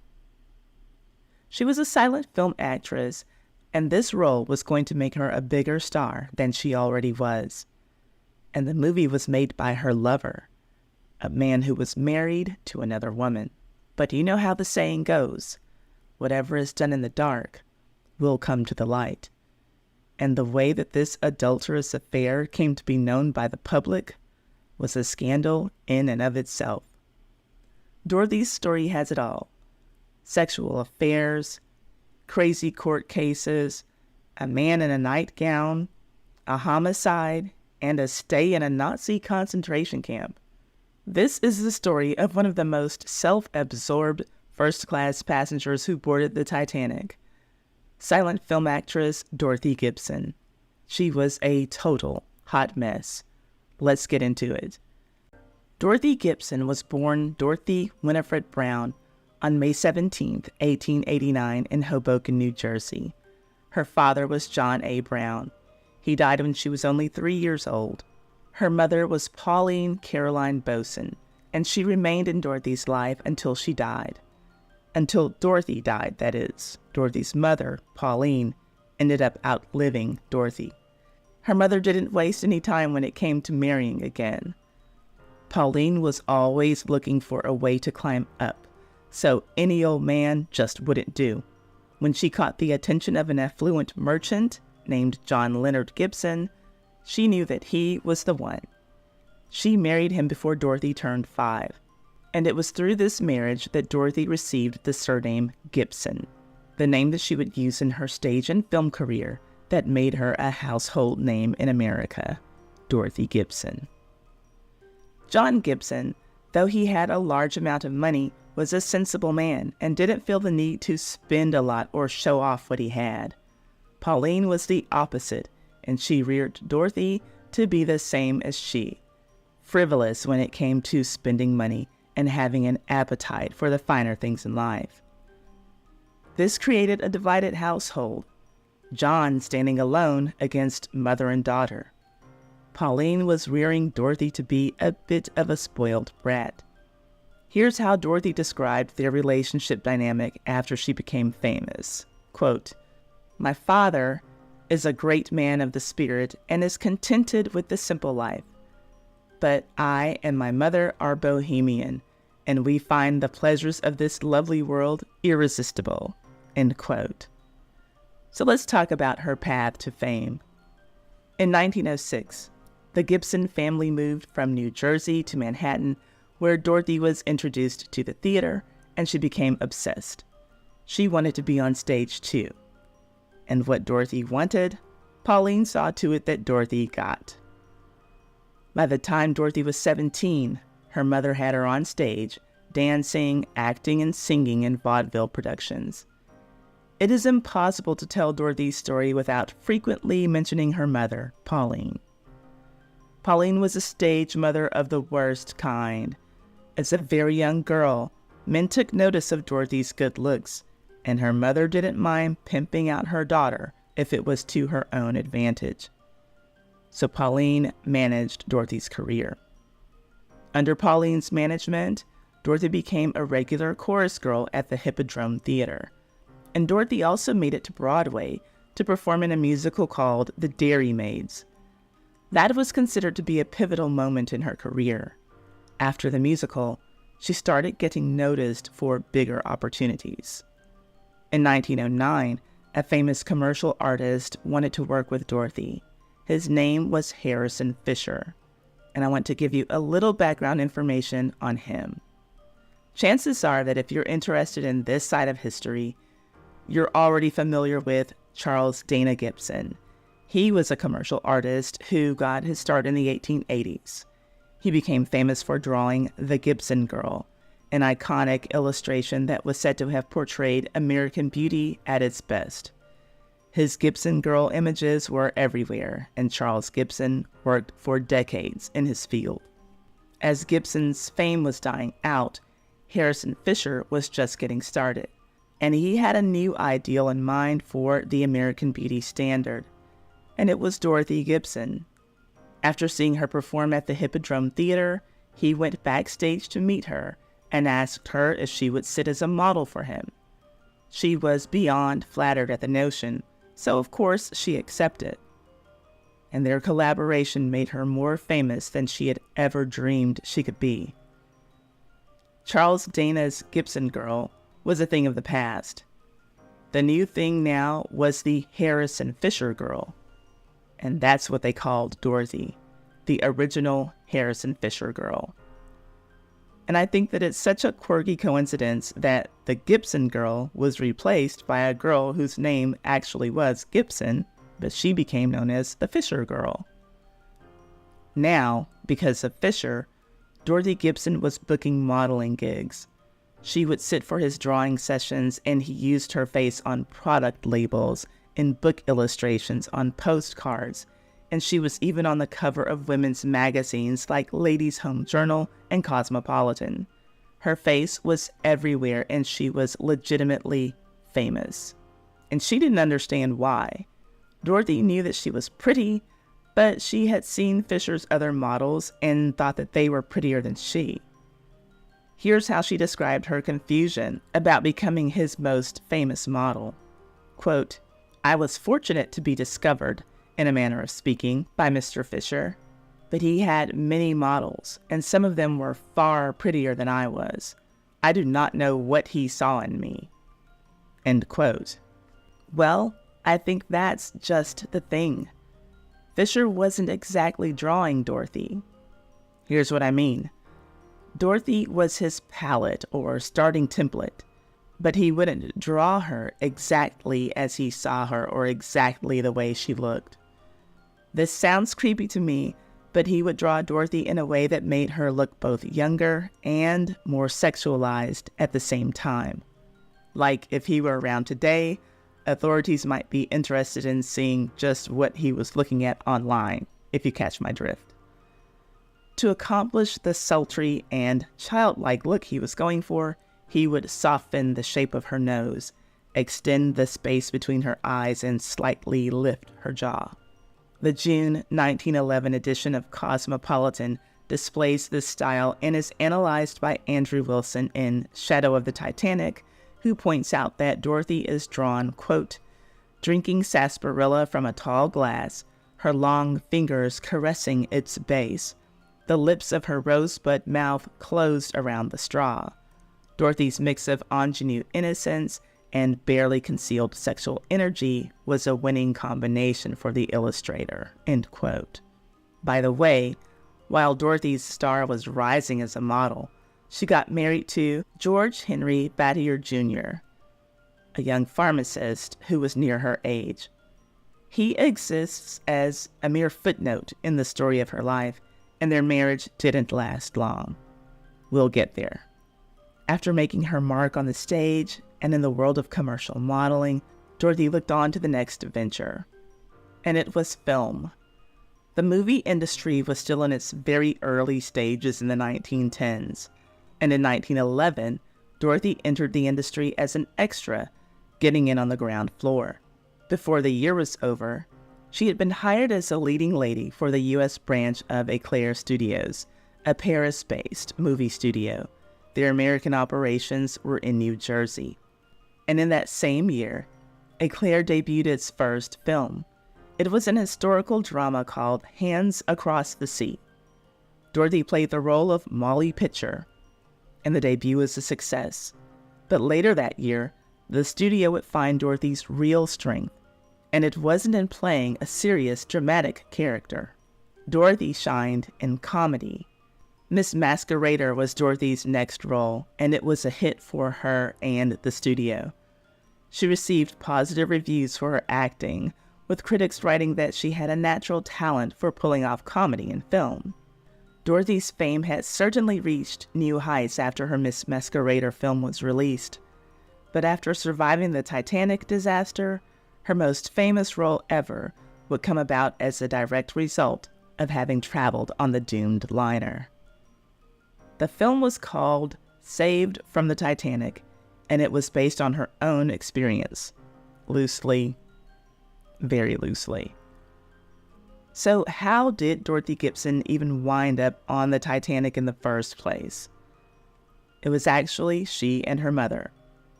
They had been enjoying a European vacation that was supposed to have lasted for 3 months. It got cut short when Dorothy received a call from her studio telling her that she needed to return home to start filming a new series of movies. When she learned that the Titanic was the first ship headed back home, she booked first-class tickets for her mother and herself to get on it. Pretty straightforward. But why was she in Europe? Yeah, sure, she was on vacation, and everybody needs a break from time to time. But there was another reason that Dorothy had taken this vacation, and it wasn't innocent at all. Jules Brulatour was a producer at Eclair Studios and one of the most powerful men in the budding film industry. He was Dorothy's boss, and he provided the financial backing for a number of her films. He was also Dorothy's lover.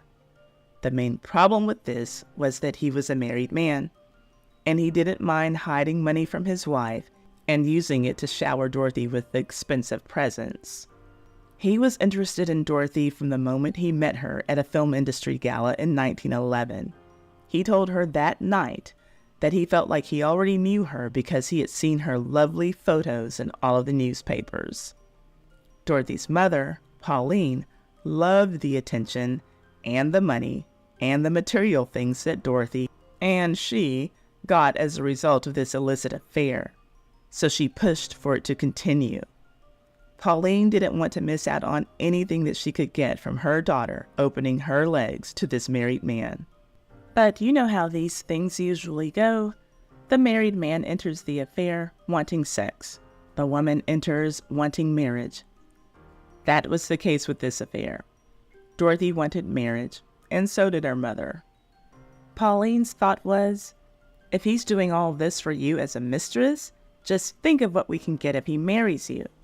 Mind you, at this time, Dorothy was earning $175 per week. Adjusted for inflation, that's a little over $12,000 per week in today's 2024 money. So Dorothy was not hurting financially in any way. But enough was a word that wasn't in her mother's vocabulary. Pauline knew that Dorothy could get a lot more money if she could marry Jules and have access to his fortune.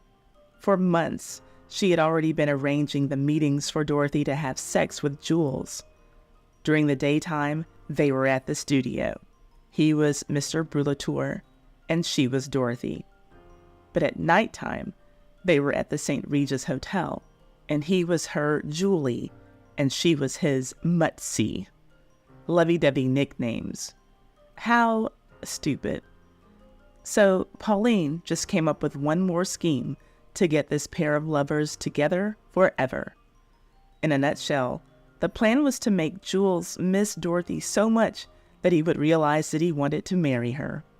Pauline told Dorothy to ask for some time off so that she could take a vacation to Europe. She was given the time off. Then Dorothy and Pauline made their way to Europe.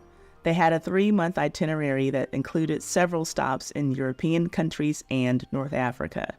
They set sail on March 17, 1912. The whole time they were gone, Pauline was coaching Dorothy on what to say in telegram messages to Jules that were sent to his office at the studio. Tell him that you bought a sexy dress in Monaco and you can't wait for him to see you in it. Tell him you bought some naughty lingerie in Paris and you can't wait to wear it for him. Tell him all the things that you want to do for him in the bedroom. We're all adults here.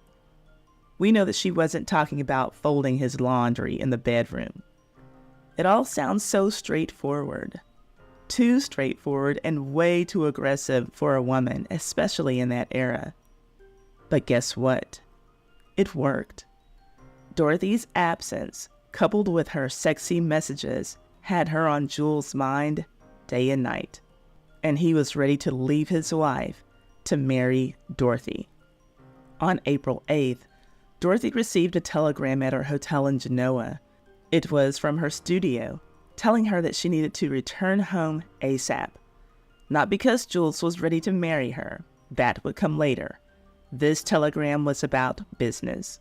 It was time to film a new series of silent films, and they needed her at work. So it was settled, and Dorothy and Pauline would be on their way back to America only 3 weeks into their 3-month trip.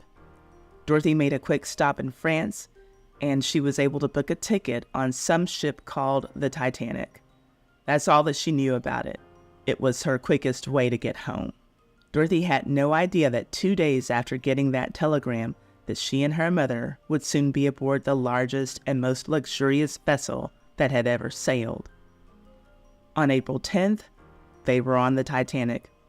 And just like every other passenger on that liner, Dorothy and Pauline were having a grand old time until trouble struck on April 14th at 11:40 p.m.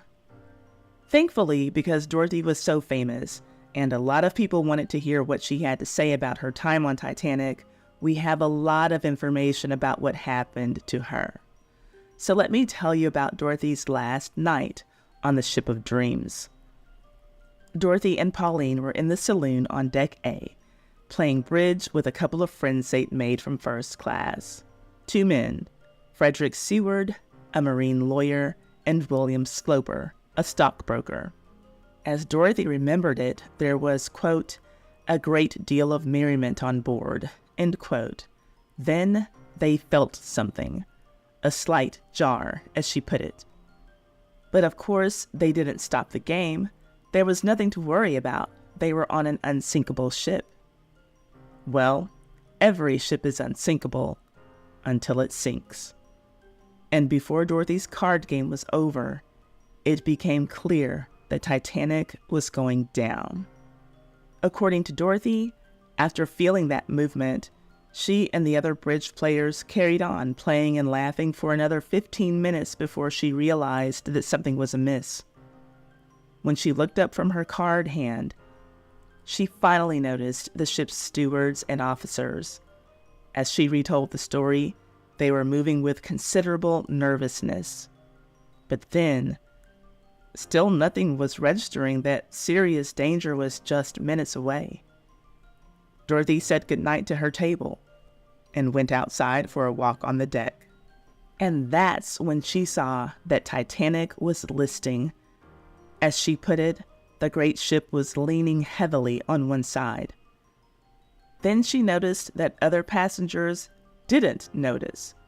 She stepped back into the saloon to find everyone having a blast, enjoying that beautiful night, playing cards, talking, laughing, and drinking. Then finally, the group of card players learned that what they felt earlier was the ship colliding with an iceberg, and now it was time to get to safety. And they all did so with relative ease, including the men in her party. At 12:45 a.m., an hour and 5 minutes after the collision, the first distress signal rocket was fired. Anyone who hadn't got the message likely understood by this point the time for fun and games was over. Officers on the starboard side of the ship were ready to launch the first lifeboat. Now, there was a commotion and panic filled the air. Dorothy and Pauline weren't even in control of the directions their bodies were going, as a crowd surge came about and people were just leaning into each other, trying their best to get off the boat that just days before, almost everybody in the world wanted to get on. Somehow, Dorothy and her mother managed to hold on to each other and not get disconnected. And Dorothy didn't mind being pushed around the way that she was, because she could see that she was being pushed in the direction of where the lifeboats were to be lowered. Frederick and William helped Dorothy and Pauline into a lifeboat. Then, as gentlemen would have been expected to do, they turned away to make a path for more women and potentially children to enter the lifeboat. Well, Dorothy grabbed William's hand and refused to let go. She insisted to the officer in charge that he allow her two male friends to get into the lifeboat. The one thing that there wasn't time for was an argument, so the officer let the two men get in with Dorothy so that he could get about the business of trying to save some more lives. They were joined by the Bishops, a couple from Detroit who were on their honeymoon. Yes, most of us are familiar with the phrase, women and children first, in reference to the loading of the lifeboats in this tragedy, but that's what it was. Women and children first, not women and children only. Dorothy and her fellow passengers were in lifeboat number 7, the first lifeboat that was launched. It was lowered into the water and made its escape from the calamity. I won't say that it was the first lifeboat that was filled, because it wasn't full. It sailed away from the Titanic with only 28 people in it, 25 first-class passengers, and 3 Titanic crew members. Now, brace yourself. The lifeboat had a capacity to hold 65. Here's a quick side note that I thought you might like. This lifeboat, number 7, almost carried 2 pregnant teen wives. The lady in the honeymooning couple from Michigan was 19 years old and had conceived on her honeymoon. John Jacob Astor, the richest man on the Titanic, tried to get his 18-year-old pregnant wife in this lifeboat too, Madeleine Astor, but she was too afraid to try to get in and decided to stay on Titanic with her husband until much later. And since I've given you one side note, allow me to give you another one. Guess who helped Dorothy and her mother and dozens of passengers into the lifeboats on the starboard side of Titanic? He is the man who walked away from this catastrophe with the reputation for being the biggest coward on board, Bruce Ismay. In real life, and in James Cameron's Titanic, he is the man who was depicted as sneaking into a lifeboat, then lowering his head in shame as his lifeboat was lowered into the water. But back to Dorothy and lifeboat number 7. Knowing that the ocean liner only had enough lifeboats for roughly a third of its passengers to begin with, makes this number of 28 passengers in lifeboat number 7 seem all the more disgusting. Everyone in number 7 was rescued, but not without a hiccup or two. A problem arose while the 28 were getting loaded in. The drainage plug in the bottom of the boat somehow got displaced. As Dorothy recalled, women aboard offered up their lingerie items, and men offered up some of their clothing items to stuff in the hole. Obviously, these various pieces of cloth didn't provide a tight seal, so icy water started seeping into the bottom of the boat, but just a tiny bit at a time. Still, it was enough to completely cover their feet for the next few hours. As someone who absolutely hates being in cold temperatures, I can only imagine how dreadful those few hours were for them, but I'm sure that they were able to look just as far as their eyes could see and realize that they were still in an enviable position. Yes, their feet were cold, bone-chillingly cold, but hundreds of people around them were freezing to death and drowning. As Dorothy put it, quote, "I never knew one could be so cold and live. I ached from head to foot, and I was much more warmly clad than some of the women." End quote. Dorothy was wearing an evening dress that night. She had a sweater and a short overcoat on top of her dress. And when she said that she had on more clothes than other women, that wasn't a judgment call suggesting that the other women were dressed inappropriately. No, many of the other women were dressed for bed on a ship that wasn't supposed to sink. Many of these women were in bed for the night before the ship hit the iceberg. And even when they stepped out of their cabins to learn about the commotion that was going on around them, a lot of them just went back to their beds for the night, thinking, oh, the crew will fix it. So by the time it became clear to everyone that there was a serious emergency underway, it was too late for those women to put on warm clothes. They had one job only, and it was to get off of the Titanic alive. Right around 2 o'clock in the morning, it finally became obvious to Lifeboat number 7 passengers that most of Titanic's passengers were not going to escape from the ship. George Hogg, one of the crew members on number 7, ordered that their lifeboat be rowed away from Titanic because the risk of being sucked down with it was high. So those 3 crew members and passengers did as he said and rowed away from Titanic as hard and quickly as they could. Dorothy's eyes were focused on Titanic, which at this point was partially underwater with its stern up in the air before its final plunge. This is what Dorothy said happened next. Quote, "Suddenly, there was a wild coming together of voices from the ship, and we noticed an unusual commotion among the people about the railing. Then, the awful thing happened, the thing that will remain in my memory until the day I die." End quote. Dorothy was able to get in the first lifeboat that launched. That means that she had a shorter time to panic about getting to safety than most of the people on the ship. And of course, we know that many who were panicking never made it to safety. But even in that short time that Dorothy had to wait for her half-empty lifeboat to drift her out of harm's way, she still found time to think one selfish thought. As her fellow passengers were scrambling on the decks, looking for loved ones, looking for life jackets, trying to find their way into lifeboats, Dorothy's thought was this, and she said it. "I'll never get to ride in that gray car again." Now, when I first read this, I thought that perhaps Dorothy was disoriented and having some type of mental breakdown. But no, she knew exactly what she was saying. She was talking about the gray Detroit automobile made by Chalmers that her boyfriend had bought for her. It was a fancy car that she loved to drive.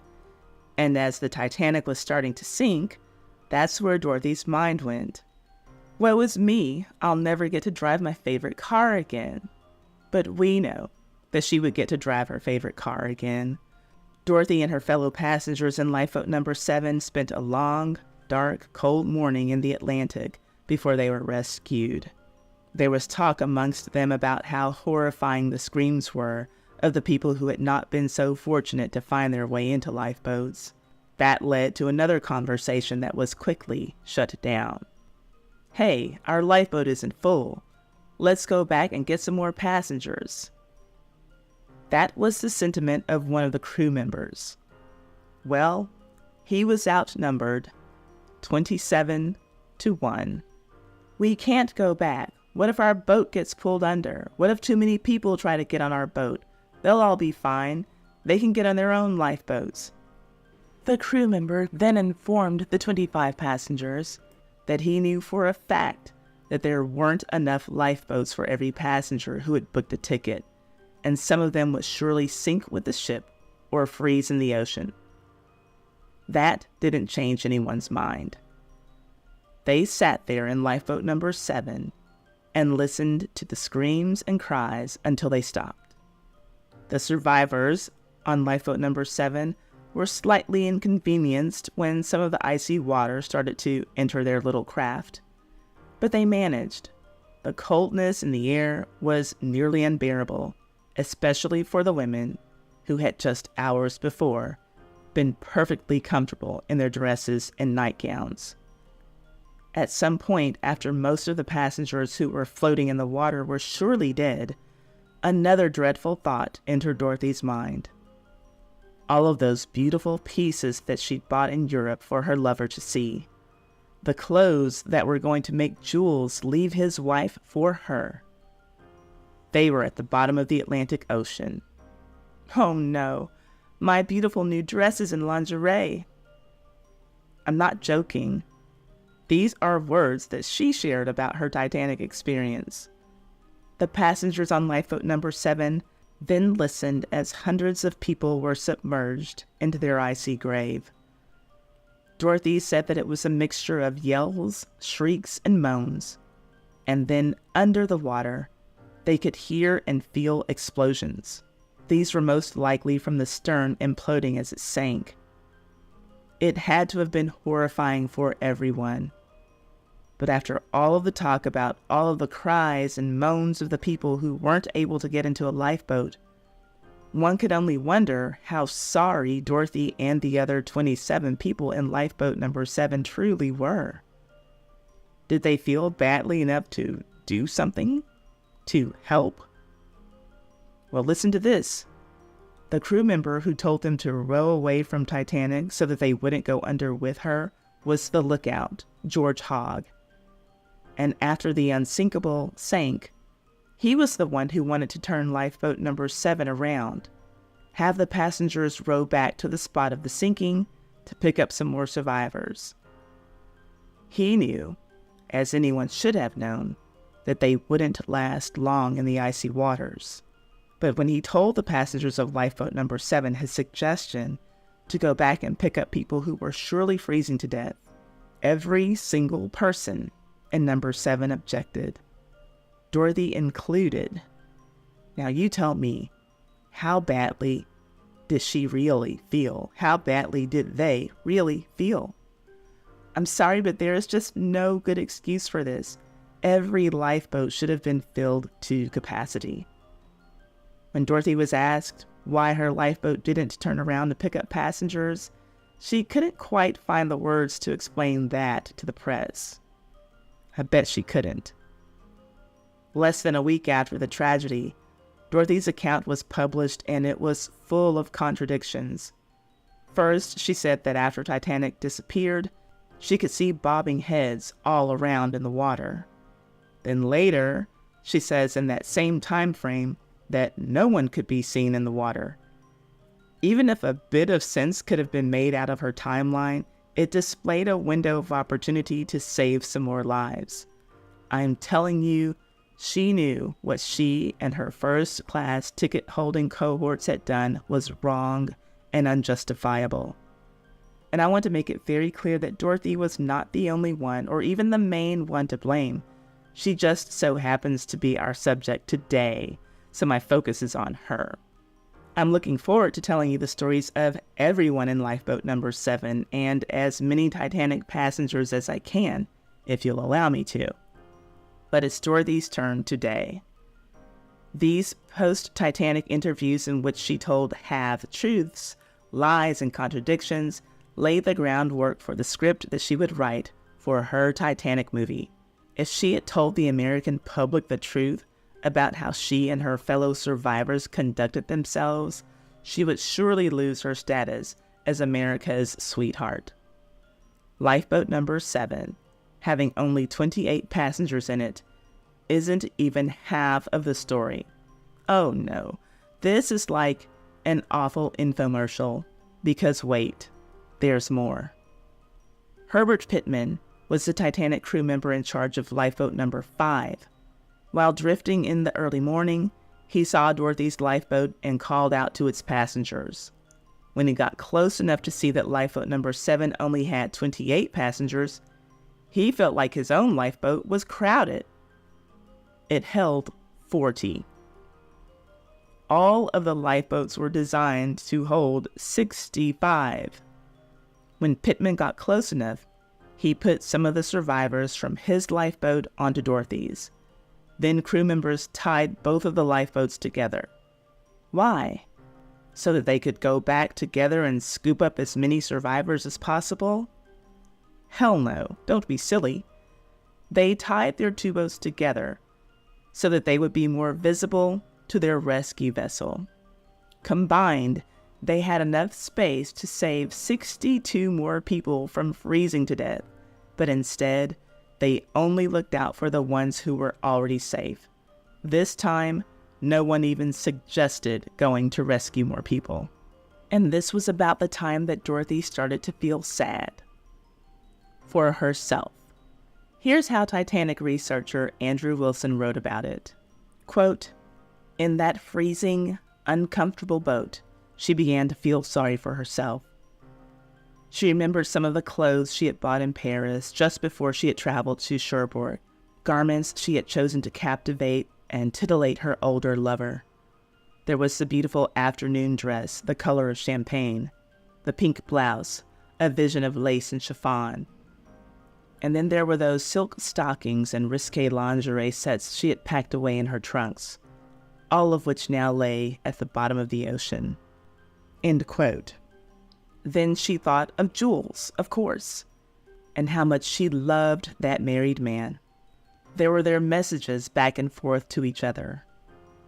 "Will do everything, make you completely happy. Love you madly, Julie."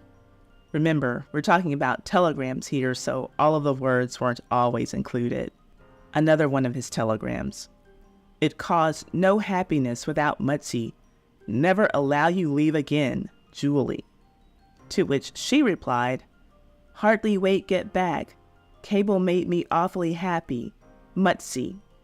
Yeah, sure, she'd be happy to get back to see him, but it just wouldn't be the same without her brand new clothes.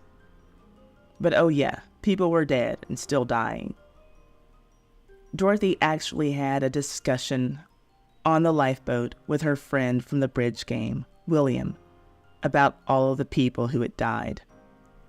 But Dorothy, refusing to look guilty about it, in front of a man who was right there with her and just as guilty as she, continued to say whatever she could to help them all feel better about looking at themselves in the mirror.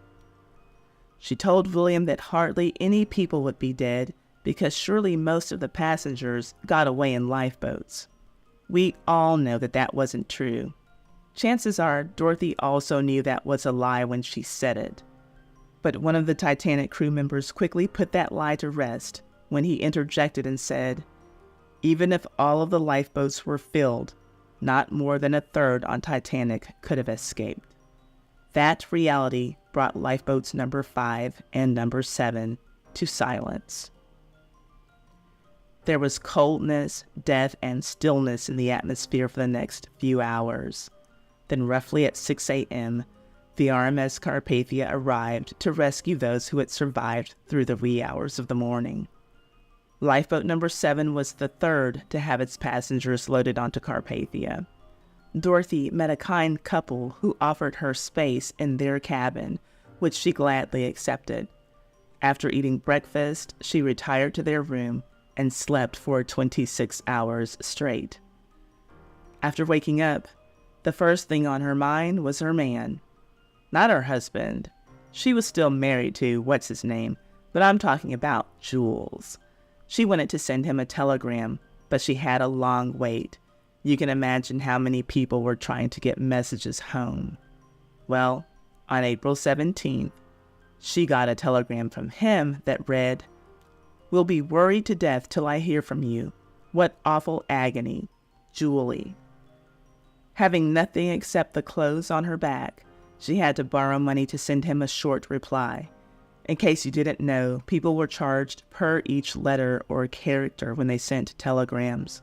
So she kept her reply short and sweet, and professional, since it was going to his home, where his wife could easily intercept it. It simply read, "Safe, picked up by Carpathia. Don't worry, Dorothy." Then finally, the next day, actually the next night, on April 18th, the Carpathia arrived in New York, delayed due to bad weather. It was 9:25 p.m. and very dark outside, but that did not stop the Titanic Welcome Committee from waiting to see their loved ones get off of their rescue vessel. And Jules Brulatour, being the shrewd businessman he was, didn't miss out on an opportunity to capitalize even on this moment. He made sure to have his movie camera rolling for the triumphant return of his mistress. Within the next few days, he had the reel spinning in theaters across the country, and he was making a lot of money because of it. This let him know that he was on to something when it came to the other idea that had been in the back of his mind since he heard about the Titanic going down.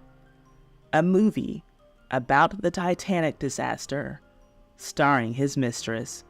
That was just what the people would want to see. There is this perception that people who lived during the Edwardian period or the Gilded Age, whatever you call it on your side of the globe, lived a much more wholesome way than we do today. And I'm here to tell you that that is simply not true.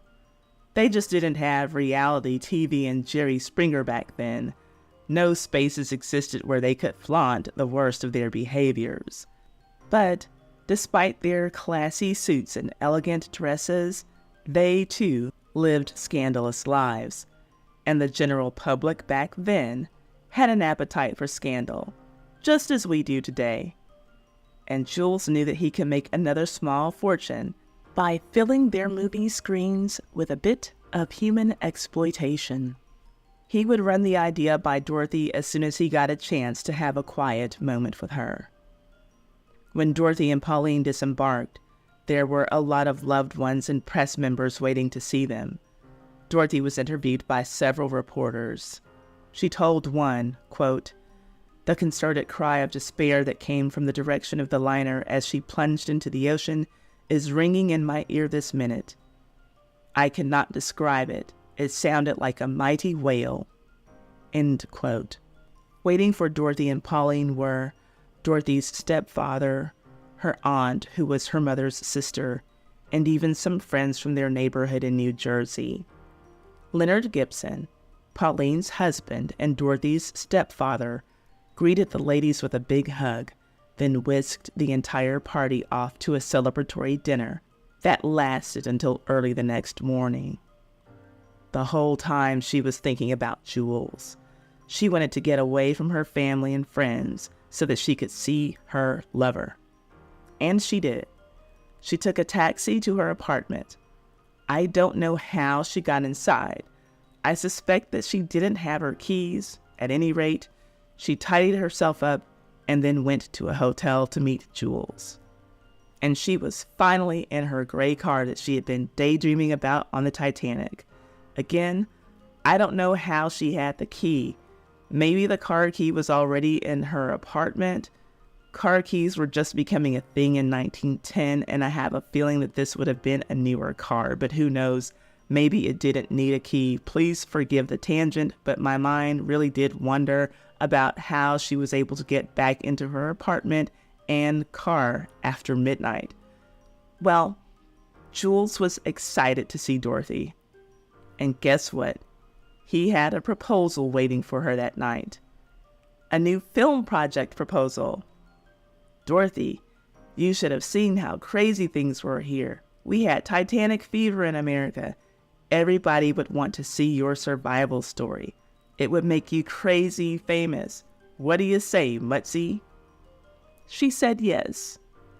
I tell you, that Jules wasn't one of the leading men in his industry for no reason. But he had another proposal for Dorothy that night. This one came with a $1,000 diamond cluster ring.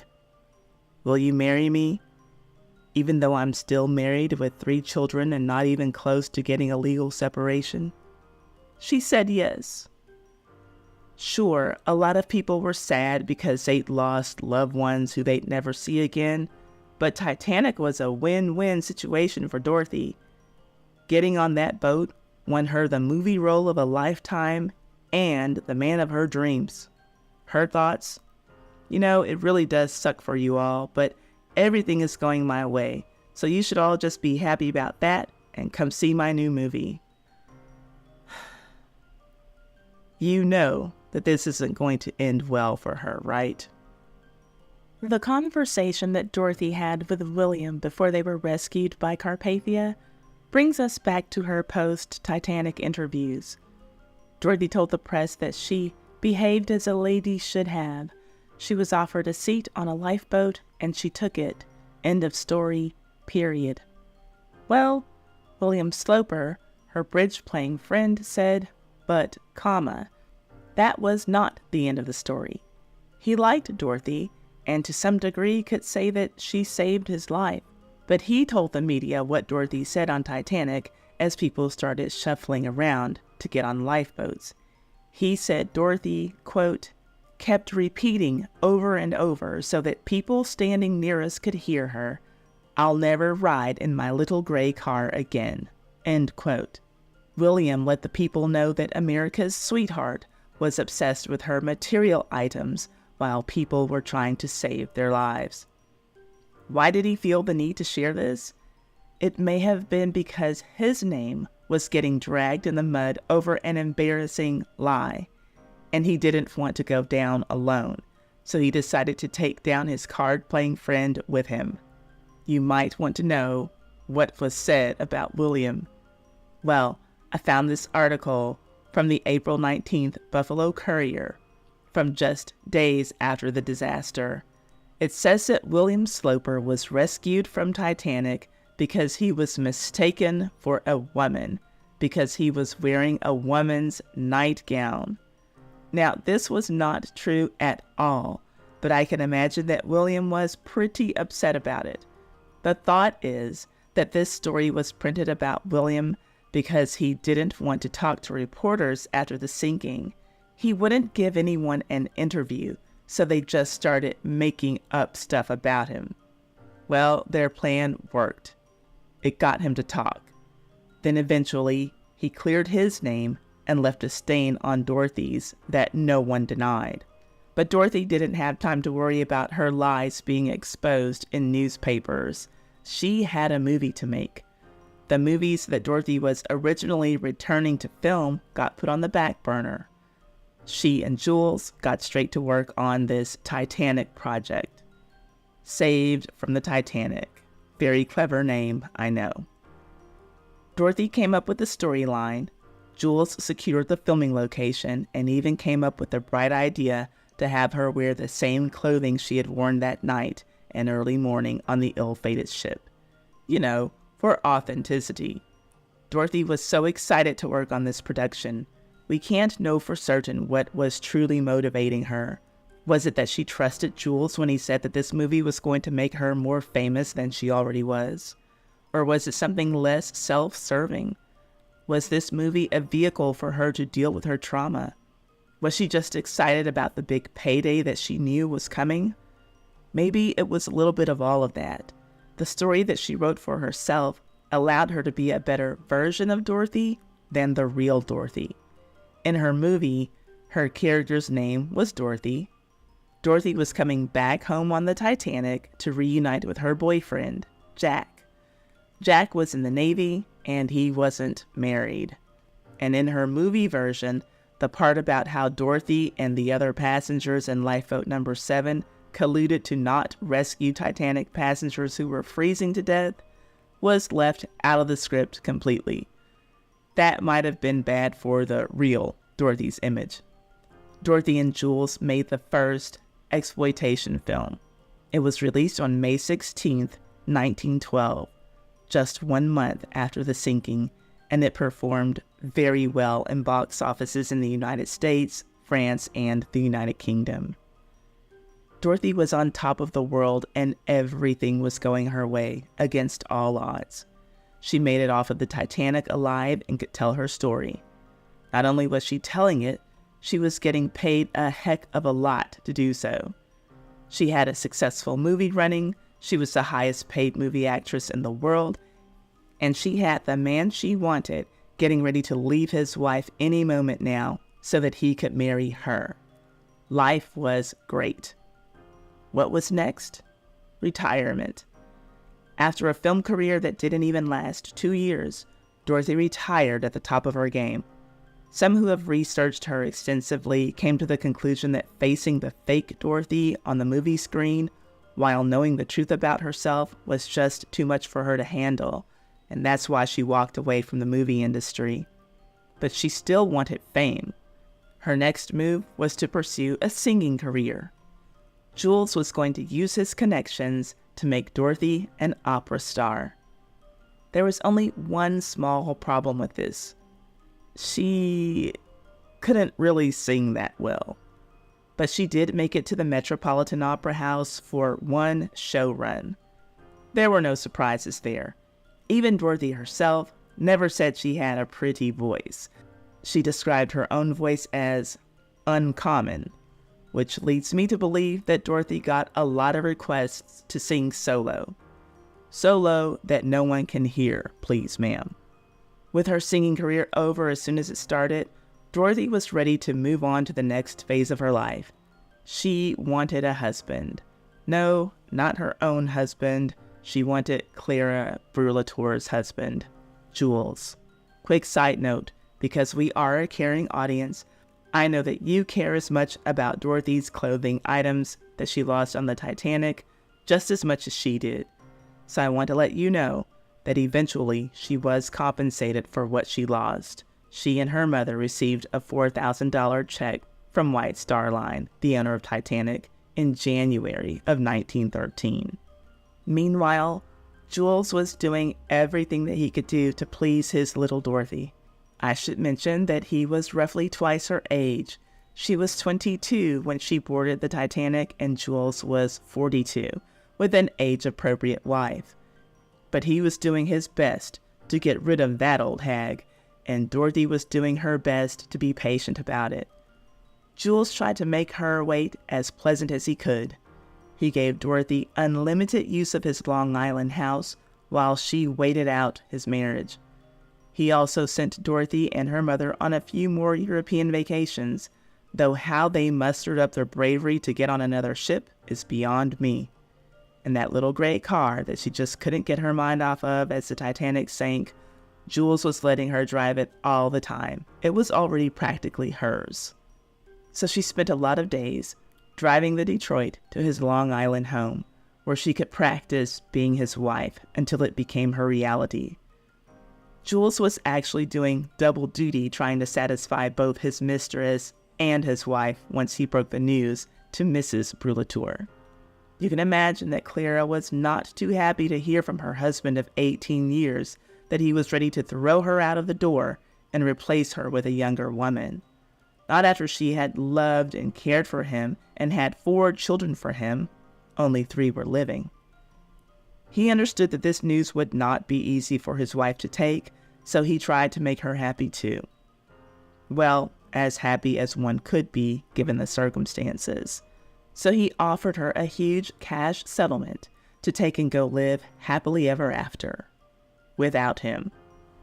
$20,000 right away, and she would also be the beneficiary of his $65,000 life insurance policy. That $20,000 alone is equivalent to about $630,000 today. Would that be enough money for you to forget about your hurt and embarrassment from a cheating spouse? Let me know. I think that it would be a good start for me. But this offer came with a condition. Clara would have to give him a private separation because he didn't want the embarrassment of a public divorce and the scandal that it would cause. The nerve! Everything was about him and what he wanted. Clara didn't like it, but she wasn't a fool.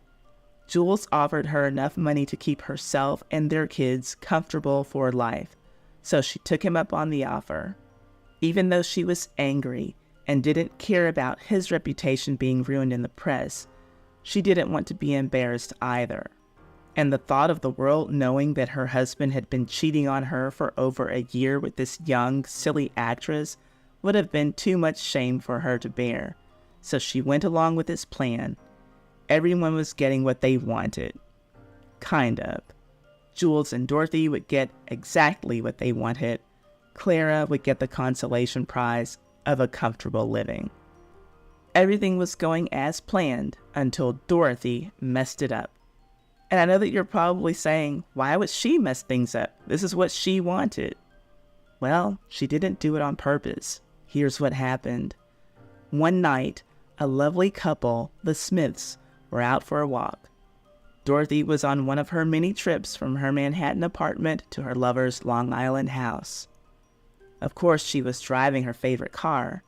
Maybe she was daydreaming about her wedding, but something distracted her and she jumped a curb. Before she knew it, her favorite car was off of the street and on the sidewalk. She ran into that lovely couple.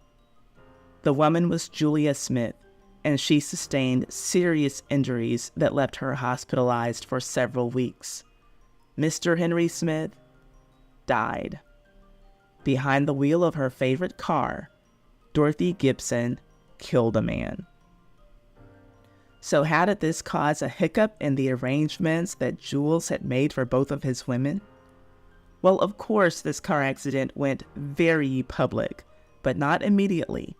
At first, Jules was able to keep everything pretty quiet, and it took me a long time to figure out just how. When I was looking for the news articles about this car accident, I couldn't find any at all. Then I accidentally stumbled upon the fact that Dorothy Gibson had been using the name Dora Gibson with everything connected to this fatal accident. She had even been on the stand in court as Dora Gibson. Okay, Dora. Julia Smith sued Dorothy for her husband's death and the injuries that she herself sustained. The amount that she was seeking varies depending on the source. It was somewhere between $4,500 and $25,000. When Dora testified, she told the court that she and Jules were good friends. She was asked how long she had the gray Detroit car. She said a little over a year. Then she was asked if she was friends with Mrs. Brulatour. She said that she was not. She didn't know her. Good friends with him, but you don't know his wife of 18 years? That's suspicious. It was in this line of questioning that it was revealed that the car she was driving, the gray Detroit, wasn't even registered to Dorothy. Oops, I mean Dora. Well, whose car was this? The court and newspapers wanted to know. Oh, this car belongs to Jules Brulatour. I was just driving it. Really? Why? Are you driving the car as a business perk? No. Are you driving the car because you and Jules are such great friends? Sure. When Jules took the stand, he testified that Dora was, in fact, his fiancée. That was why she was driving his car. This only makes me wonder about something that I don't know about. When was it required for adults to have identification cards on their persons all the time? Like, there is a very small chance that today you or I could get into a car accident, give a police officer the wrong name, and then show up to court under that same false name.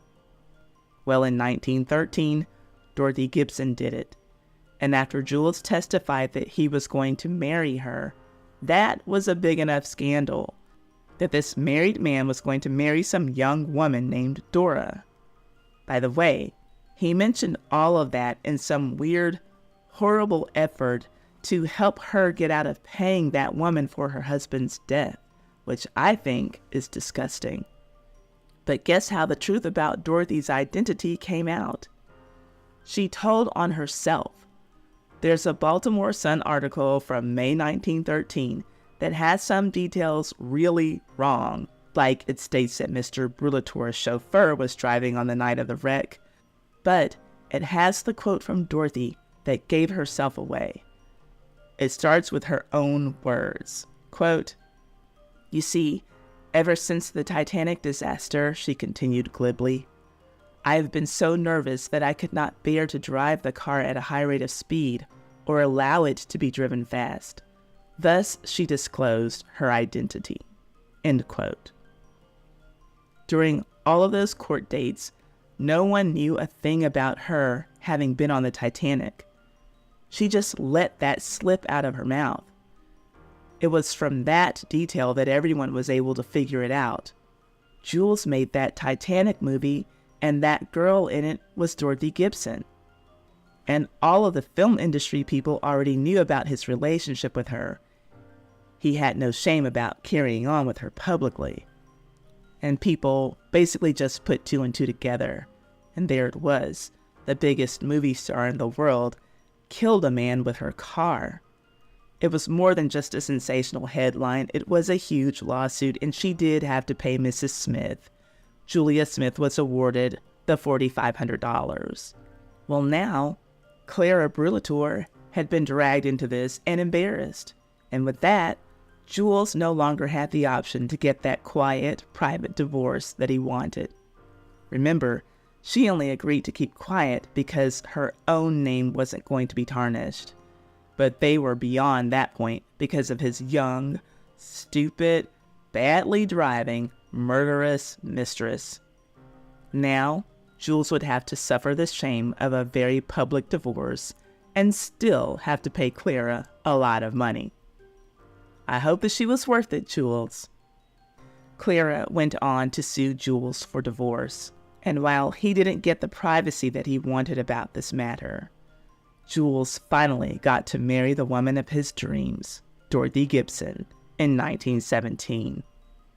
She turned out to be a nightmare. They were both still the same people, and now, instead of cheating on their former spouses, they were cheating on each other. The marriage that they had both wanted so badly was over before it started. Dorothy and Jules learned that they both just liked the thrill of the adulterous nature of their affair. Without the excitement of potentially getting caught by their respective spouses, there was really nothing there. Very shortly after they exchanged vows, both Dorothy and Jules found other lovers. According to Jules, Dorothy had 2 lovers. Dirty harlot, he was only cheating on her with one person. We know where this is going, so I won't waste your time. After about 2 years of their charade of a marriage, Dorothy filed for divorce and asked for $48,000 in alimony, $1.1 million in our money today, plus $30,000 for attorney's fees. Well, that was a drop in the bucket for Jules. He was literally a millionaire. He had way more money than that. But he didn't think that she was worth it. Dorothy remembered how Jules offered his first wife, Clara, over $80,000. Well, he didn't think that Dorothy was worth it. Why wasn't she worth a little bit less than that? Instead of agreeing to her demands or offering any money, Jules countersued her for divorce. He was telling the court, don't give her a divorce, give me a divorce. He actually wanted his marriage to be annulled on the ground that it was never legal in the first place. And he had a point. And for that reason, even Clara wanted a say in his divorce from Dorothy. This paragraph from a 1919 edition of the Buffalo Times sums it up pretty well. Quote, his plea for relief coincides with that of his first wife, from whom he obtained a decree of divorce by default in Kentucky in 1917. The first wife asks the marriage of the second wife to Brulatour to be annulled as a fraud upon her rights. She says she never was served with the divorce papers and had no knowledge of the divorce until he had married his second wife, end quote. And he did all of that just so he could be with this woman who he now wanted to get out of his life and out of his house. His houses, actually. This divorce got so dirty. The woman who Jules had left his wife and children for, he was now calling a vampire and saying that she had put him under a spell and forced him to act against his will. That's the only reason that he cheated on his wife and left her. It was all Dorothy's fault. Well, here's how the judge resolved their matter. They got their divorce. Both parties were found to be equally responsible, and Jules was ordered to pay Dorothy $10,000 per year. But the judge was disgusted with both of them and said that neither party deserved any sympathy. He said that he only awarded Dorothy anything at all because he had to follow the law. The following year, Leonard Gibson, Dorothy's stepdad, filed a suit against Jules as well for $50,000. I didn't look into the details of that one because by the time that I saw that, I already had enough material for this video to be over an hour long.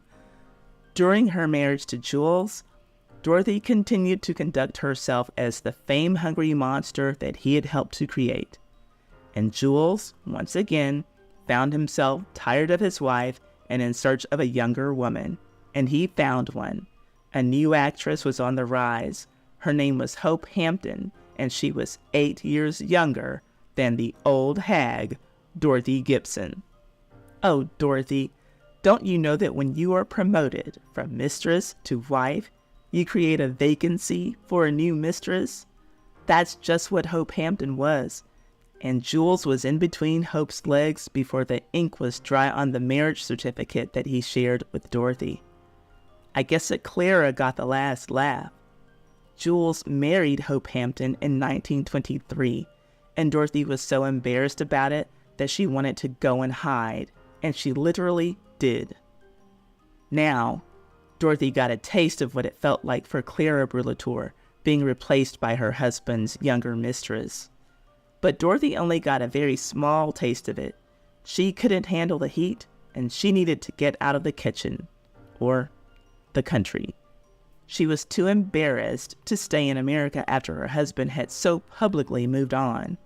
In her own words, quote, "I had a great deal of unhappiness and much less money.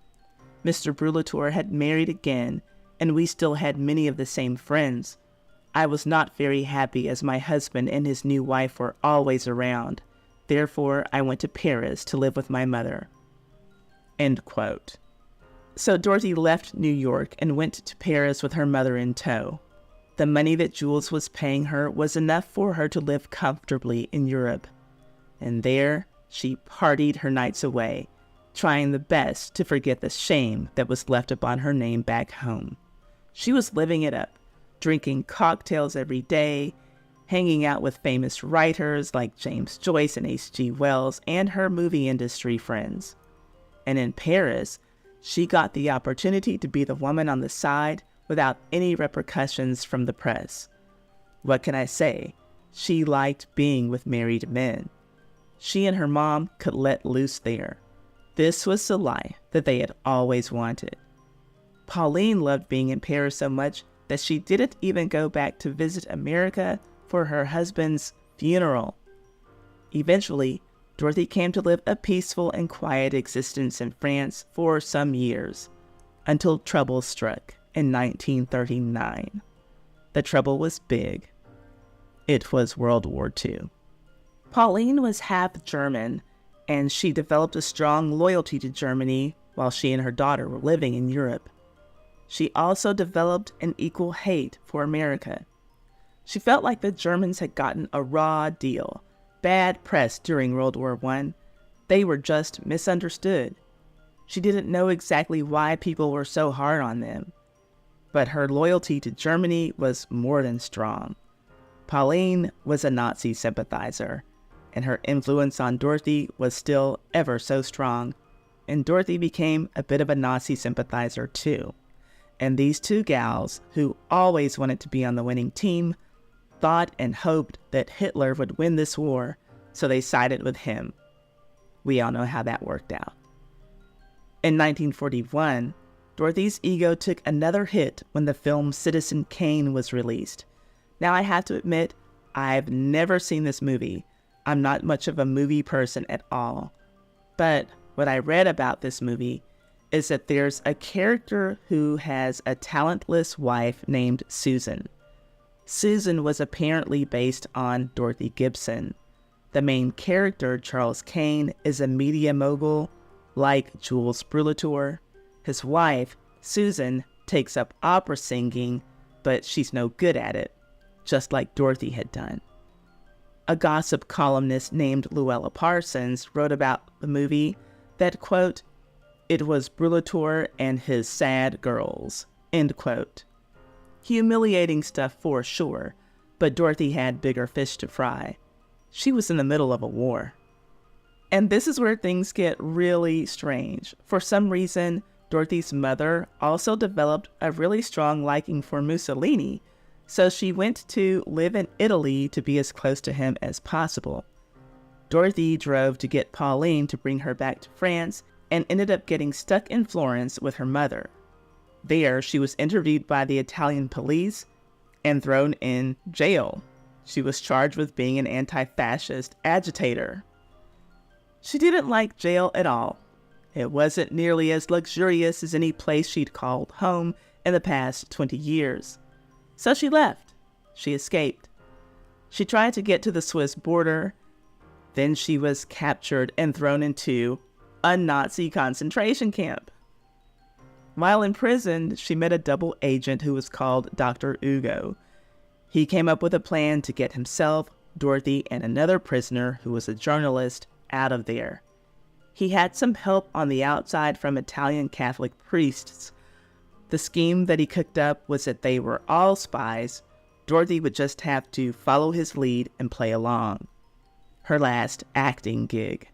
It sounds like something from a corny movie, but believe it or not, his plan worked, and the three made it to Switzerland. But they weren't in the clear just yet. In Zurich, Dorothy was interrogated by authorities because they needed to know just what she knew and what kind of a threat she was. Thankfully for her, she was released because she was determined to be too stupid to be a real spy. One look at her spy work affidavit that she submitted to the American Consulate General, and James Bell said that Dorothy, quote, "hardly seems bright enough to be useful in such capacity," end quote. Sure, she may have been a bit moronic, but that saved her in the end. Authorities sent Dorothy's stupid ass with a one-way ticket back to Paris. There, she made her home in an apartment at the Hotel Ritz. She had a Spanish lover, Emilio Antonio Ramos, who was a press attaché for the Spanish embassy. She didn't get to enjoy a very long relationship with him, though, because she died. And that's all that I can say. On February 17th, 1946, Dorothy Gibson Brulator died in her apartment, and her death certificate did not list the official cause. By the time of her death, Dorothy was seen as such a joke that Hope Hampton, her husband's younger replacement model, was sometimes mentioned in her obituaries as the present Mrs. Brulator. Ouch. I think that she deserved a moment to shine solo in her own death. Dorothy had some money and possessions to leave behind, and they were split between her lover and her mother, Pauline, who outlived Dorothy by 15 years. She died in her Paris hotel room in 1961.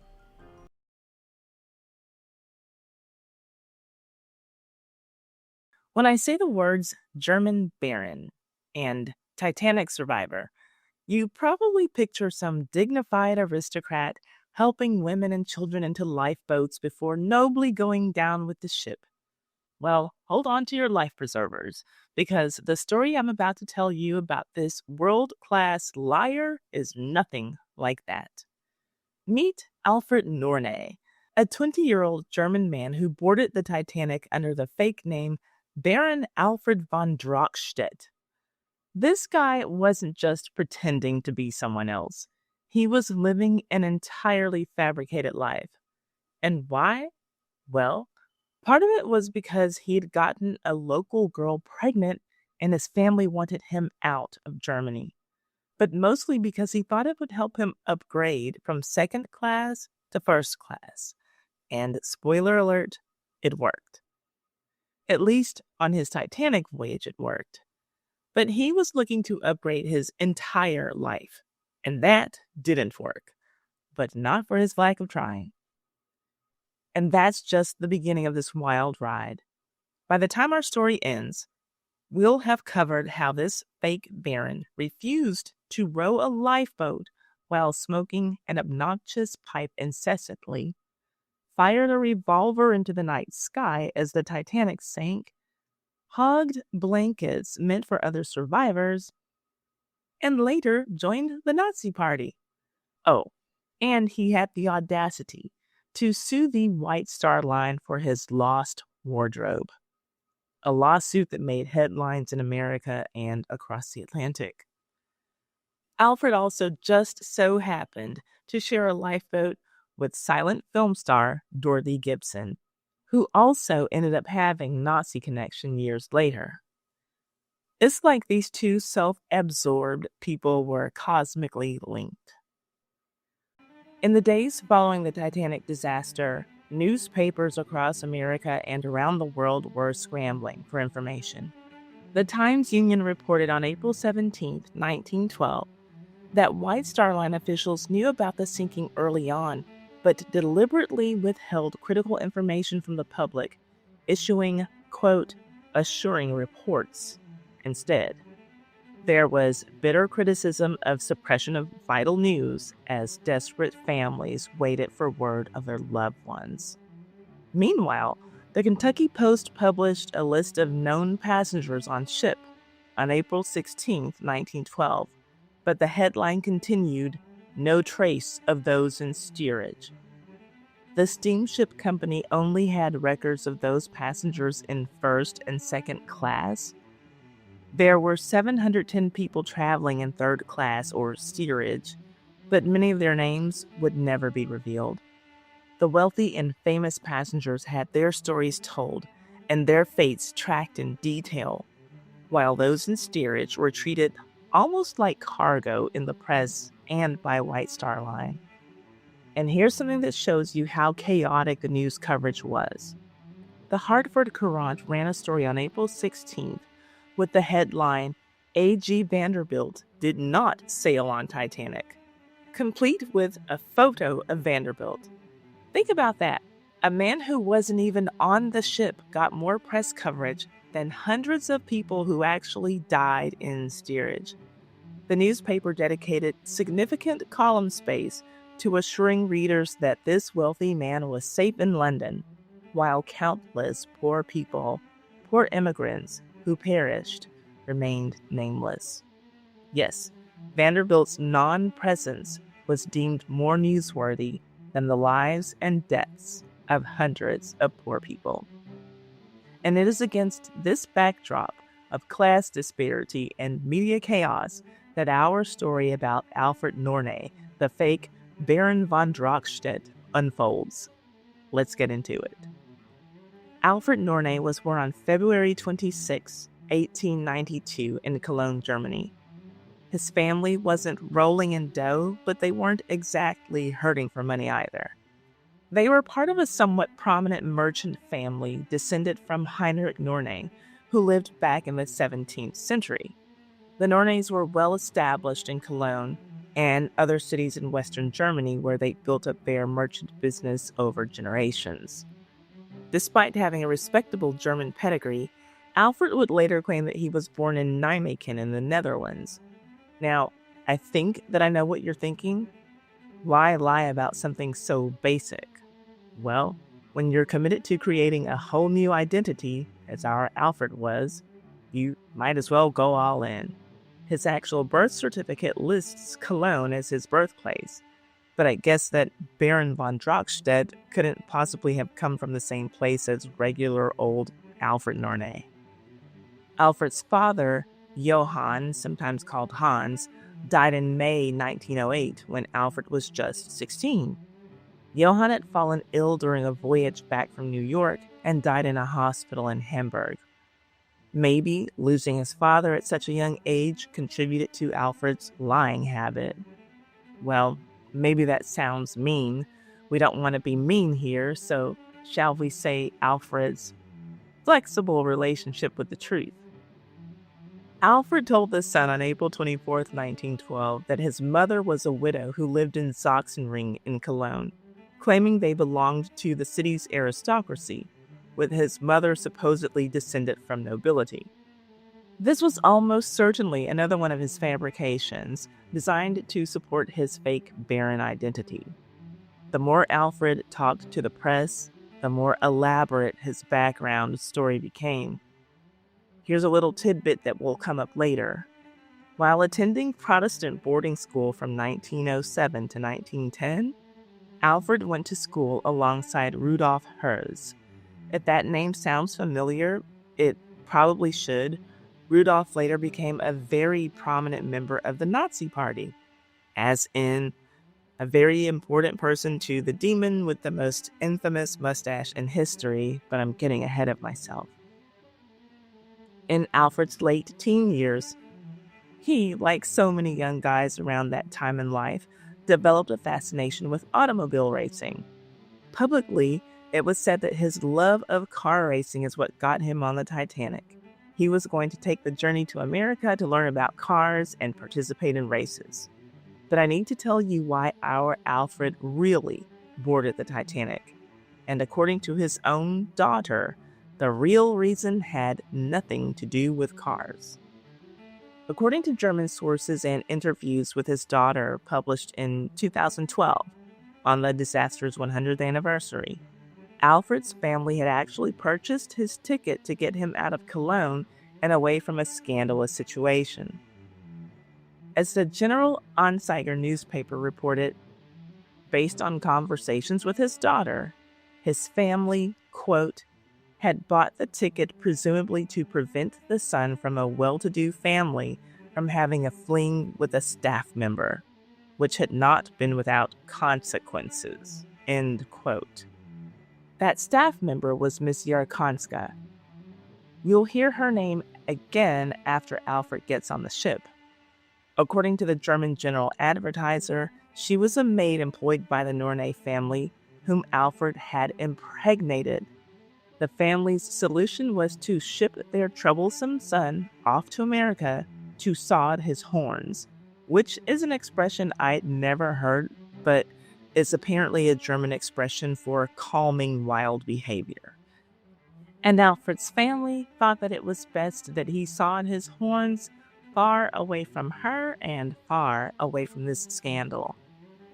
His daughter he later had in life, Elke, recalled in interviews that this was something that her father had studiously omitted from his own retellings of the Titanic story. Even in the 1960s, when the entire family accompanied him to Hamburg for a television interview, according to her, that was the entire family, including the dog, which she said, my father carried in a shopping bag, a detail that she recalled with a smile. But the point is that he never mentioned this scandalous reason for his journey. And that's just why you have me. So now we know that instead of being sent to America to pursue a career in automobiles, as he claimed, Alfred was essentially being shipped off by his family to avoid the scandal of becoming a young, out-of-wedlock father. But rather than keeping a low profile during his journey, you'll see that our Alfred upgraded to first class and mingled with the elite passengers like Guggenheim and Astor. It seems that avoiding attention was never Alfred's strong suit. To that end, before he left, Alfred decided he wasn't going to travel as plain old Alfred Nourney. No, he was going to reinvent himself as Baron Alfred von Drachstedt. That would help him fit in better with his new first-class cohorts. And I mean, why not? He was going to a new country where no one knew his name. America was famous for giving people a fresh start and a new lease on life. so he'd take his chances. And he didn't just pick a fancy name. He went all out on the costume. According to verified newspaper reports of his insurance claim that he would later file, he spent over $2,000 on a new wardrobe for the trip. That's over $60,000 in today's money.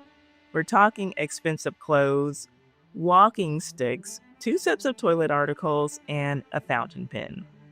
But I want you to just stick a pin in this right now, because after the ship goes down, Alfred is going to add some stuff to this long list of luxuries that, according to him, went down with the ship. I'll leave it to you to decide whether or not you believe Barron. The Evening World on April 24, 1912, offered yet another explanation for Alfred's visit to America, reporting that Alfred had become bored with aviation and motoring and was coming to see whether New York struck his fancy. Apparently, Alfred had been interested in aviation before heading to America, a detail that would explain all of those aviation clothes in his wardrobe. But that's our Alfred, never one to let the truth get in the way of a good lie. So here's where the story gets really interesting. Baron Alfred boarded the Titanic in Cherbourg, France on Wednesday, April 12, 1912. But get this, he initially purchased a second-class ticket number SC Paris 2166 for £13. Once on board, Alfred took one look at his second-class accommodations and said, "This simply won't do for a baron." He marched straight to the purser's office and demanded an upgrade to first class. And because he was using his fancy fake baron title and most likely wearing one of his expensive new outfits, they believed him. So they let him pay a £38 surcharge, almost 3 times his original ticket price, and upgraded him to first class cabin A17. According to a lot of the newspapers, his request to be transferred to first class was granted largely because of his supposedly aristocratic status. This detail makes his con even more fascinating. It wasn't just about money. It was about the power and respect that came with a noble title, even a completely fabricated one, and simply looking the part. If fake it till you make it was a person, it would have been Alfred. Alfred was so giddy about his first-class accommodations and fancy new friends that he wrote a postcard to his mother from Queenstown saying, quote, "Dear Mother, I am so happy being first class. I already know some nice people, a Diamond King. Mr. Astor, one of the wealthiest Americans, is on board. 1,000 kisses, Alfred." End quote. His postcard home sounds like something that a 13-year-old girl would write about meeting her favorite boy band. But no, Alfred was a grown-ass man pretending to be nobility just so that he could rub elbows with some of the richest people in the world. His self-esteem must have been as low as his morality. On April 13th, Alfred's 4th day on the Ship of Dreams, he sent 2 telegrams home.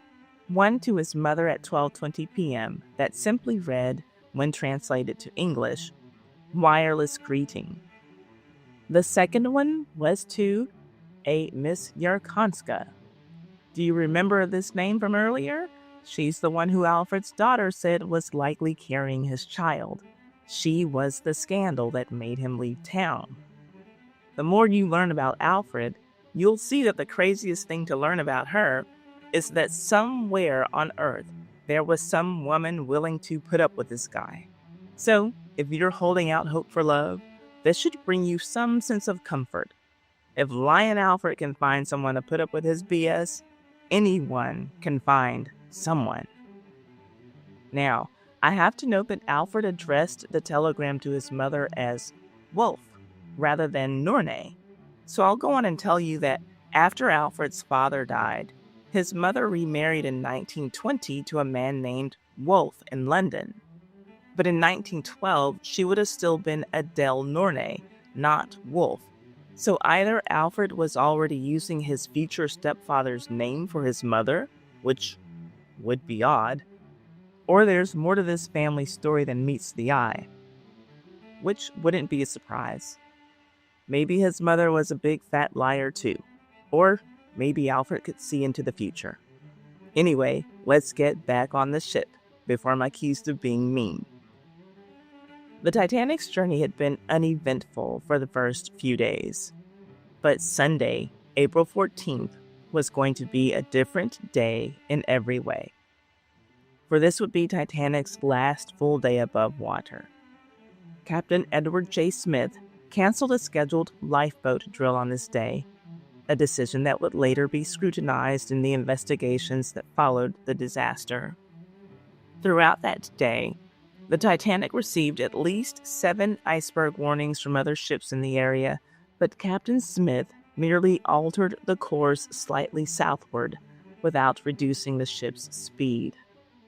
That evening, our fake Baron Alfred was playing bridge with William B. Greenfield and Henry Blank in the first-class smoking room. The air temperature outside had dropped to 32 degrees Fahrenheit, and the water temperature was a frigid 28 degrees. Cold enough to kill a person through hypothermia in less than 30 minutes. At 11:40 p.m., Lookout Frederick Fleet spotted an iceberg dead ahead. He rang the warning bell 3 times and telephoned the bridge. First Officer William Murdoch ordered the ship hard a starboard, a nautical command that means to turn the ship's rudder to the left, which makes the ship turn to the left. And the engines reversed, but it was too late. The starboard side of Titanic scraped along the iceberg, creating a series of punctures below the waterline. Within minutes, water had poured in and risen 14 feet in the front of the ship. Alfred briefly left the smoking room to investigate the disturbance. He rushed to the squash racket court on G deck because it was nearly at the bottom of the boat. He saw 6 inches of water covering the floor, so he went back and told friends that Titanic was in danger. But none of them believed him. One of them even said that, quote, "It doesn't matter because Titanic cannot sink." So Alfred allowed his friends to persuade him into feeling a sense of comfort, even though he knew that he saw what he had seen. He went right back to continue playing cards. He did what so many others had done who were initially shaken by the feeling of the impact of Titanic hitting the iceberg. Continued on with the night, because after all, they were on an unsinkable ship. What Alfred couldn't have known was that Captain Smith had actually received warnings about icebergs in the path of steamers. The captain of the French steamer La Touraine had radiographed the Titanic on April 14th about the afternoon and sent it to the position of the bergs and warning the liner to look out.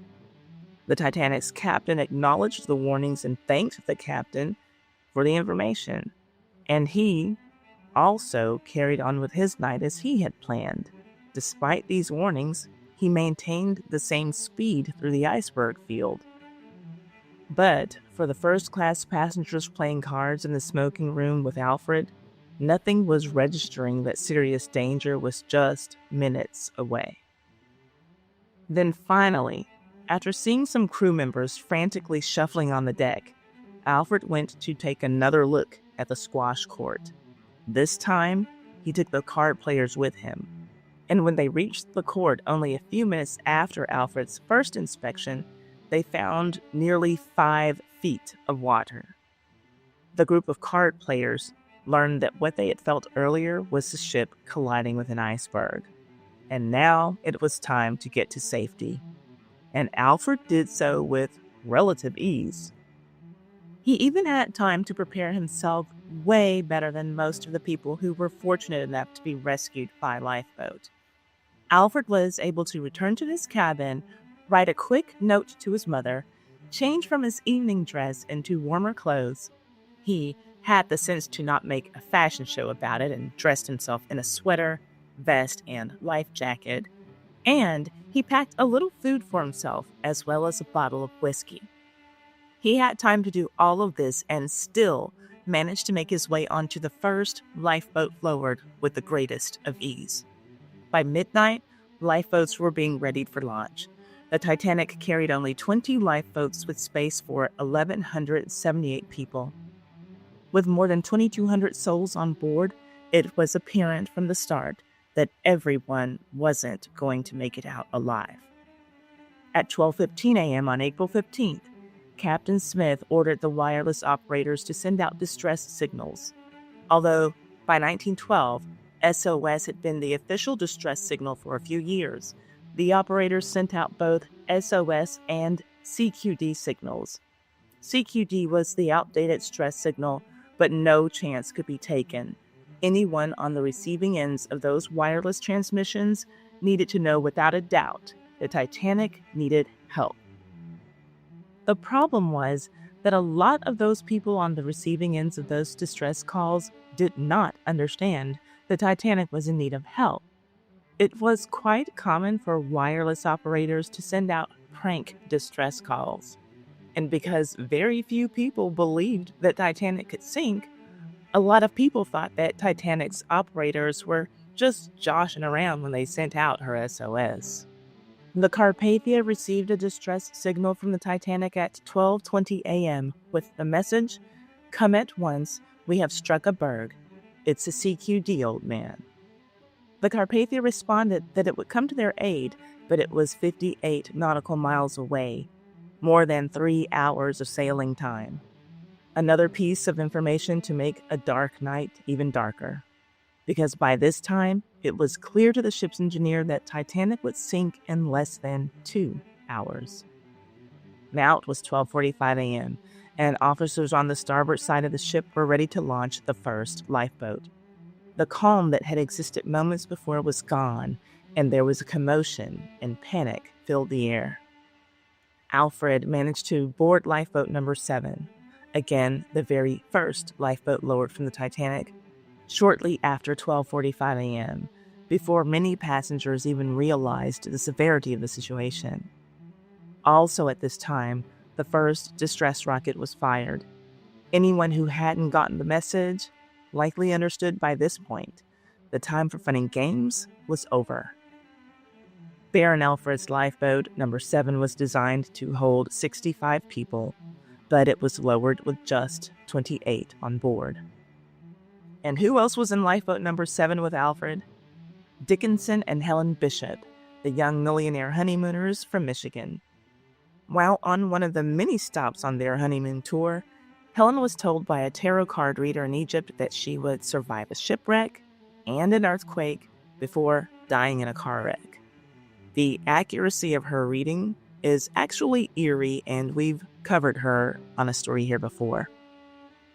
Alfred was also in the company of his card-playing cohorts, Henry Blank and William Greenfield in number 7, as well as the one and only Dorothy Gibson, the silent film actress who, only weeks after the disaster, would star in the first Titanic film. Lifeboat number 7 was lowered into the water and made its escape from the calamity. It's probably not a surprise to you that everyone in number 7 was rescued. But they did have a couple of problems. One was that a drainage plug at the bottom of their boat was missing. Their other problem was Alfred. Well, they had a solution for one of those problems. The women aboard offered up some of their lingerie items to stuff the drainage plug hole. Some of the men offered some of their smaller clothing items too. These pieces of cloth clearly weren't going to make a tight seal, so freezing water crept into their tiny vessel, covering their feet, but at least they would survive. As for their other problem, they'd just have to bear the Baron. Lifeboat number 7 passengers watched the terror from the distance, with every now and then one of them saying something delusional like, "I hope that they all make it off of the Titanic safely." Maybe not those exact words, but that exact sentiment. Right around 2 in the morning, it finally became obvious to lifeboat number 7 passengers that most of Titanic's passengers were not going to be able to escape from the ship. George Hogg, one of the crew members on number 7, ordered that their lifeboat be rowed away from Titanic because the risk of being sucked down with it was so high. So those 3 crew members in number 7 and passengers did as he said and rowed away from Titanic with all of the might that they could muster. All of the passengers except Baron Alfred von Drachstedt, that is. This clown never picked up an oar to row at all. Alfred and his fellow passengers in lifeboat number 7 spent a long, dark, cold morning in the Atlantic before they were rescued. There was talk amongst them about how horrifying the screams were of the people who had not been so fortunate to find their way into lifeboats. That led to another conversation that was quickly shut down. Hey, our lifeboat isn't full. Let's go back and get some more passengers. That was the sentiment of one of the crew members. Well, he was outnumbered 27-1. We can't go back. What if too many people try to get on our boat? They'll all be fine. They can get on their own lifeboats. The crew member then informed the 25 passengers that he knew for a fact that there weren't enough lifeboats for every passenger who had booked a ticket, and some of them would surely sink with the ship or freeze in the ocean. That didn't change anyone's mind. They sat there in lifeboat number 7 and listened to the screams and cries until the screams and cries stopped. Sure, the number 7 passengers were slightly inconvenienced when some of the icy water started to enter their boat, but they managed. The coldness in the air was nearly unbearable, but they would survive. Then came the moment that made it undeniably clear that there would be casualties in case anyone on lifeboat number 7 was still trying to comfort themselves with the delusion that a lot of their fellow Titanic passengers would survive. As number 7 drifted into the freezing darkness, the horror of Titanic's final moments unfolded. At 2:17 a.m., wireless operator Jack Phillips sent a final distress signal before the ship's lights went out completely. At 2:20 a.m., the Titanic broke in two between the third and fourth funnels, and the stern disappeared into the ocean. An estimated 1,500 people were left in the water, where the temperature was just 28 degrees Fahrenheit. Most of them would have died of hypothermia within minutes. Number 7 passengers listened as Titanic's former passengers and now hostages were submerged into their icy grave. It was a mixture of yells, shrieks, and moans. And then, under the water, they could feel the explosions. These were most likely from the stern imploding as it sank. After the unsinkable sank, Lookout George Hogg wanted the number 7 passengers to row to the spot of the sinking to pick up some more survivors. He knew, as anyone should have known, that they wouldn't last long in the icy waters. But when he told them of this suggestion to go back and pick up people who were surely just freezing to death, once again, every single person objected, Baron Alfred included. That's kind of an odd stance for a baron, a man of nobility who is culturally associated with bravery. But you and I know that Alfred was no real baron. We also know that he didn't even row one stroke on that lifeboat. Shortly after he hit the shores of New York, the world would know how this entitled, lazy bum conducted himself, and how even first-class ladies took up oars to row. But he never did. We'll get there. Then there was Herbert Pittman. He was the Titanic crew member in charge of lifeboat number 5. While drifting in the early morning, he saw Alfred's lifeboat and called out to his passengers. When he got close enough to see that lifeboat number 7 only had 28 passengers, he felt that his own lifeboat was crowded. It held 40.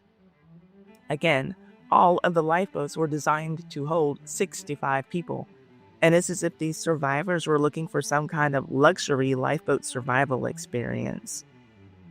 When Pittman got close enough, he put some of the survivors from his lifeboat into Alfred's. Then crew members tied both of the lifeboats together so that they could go back together and rescue some more survivors. Of course, I'm only kidding. I wish that I were telling the truth. They tied their two lifeboats together so that they would be more visible to their rescue vessel. Combined, they had enough space to save 62 more people from freezing to death. Instead, they only looked out for the people who were already safe. There wasn't even one word uttered about going back to rescue more people. Dorothy, the silent film actress in Alfred's boat, right about this time, was talking to one of the men who she was playing cards with before the disaster struck, William T. Sloper, an American banker. She told William that hardly any people would be dead because surely most of the passengers got away in lifeboats. We all know that that wasn't true. Chances are that Dorothy also knew that that was a lie when she said it too. Too bad that she was only silent on film, because those are words that she definitely could have kept to herself.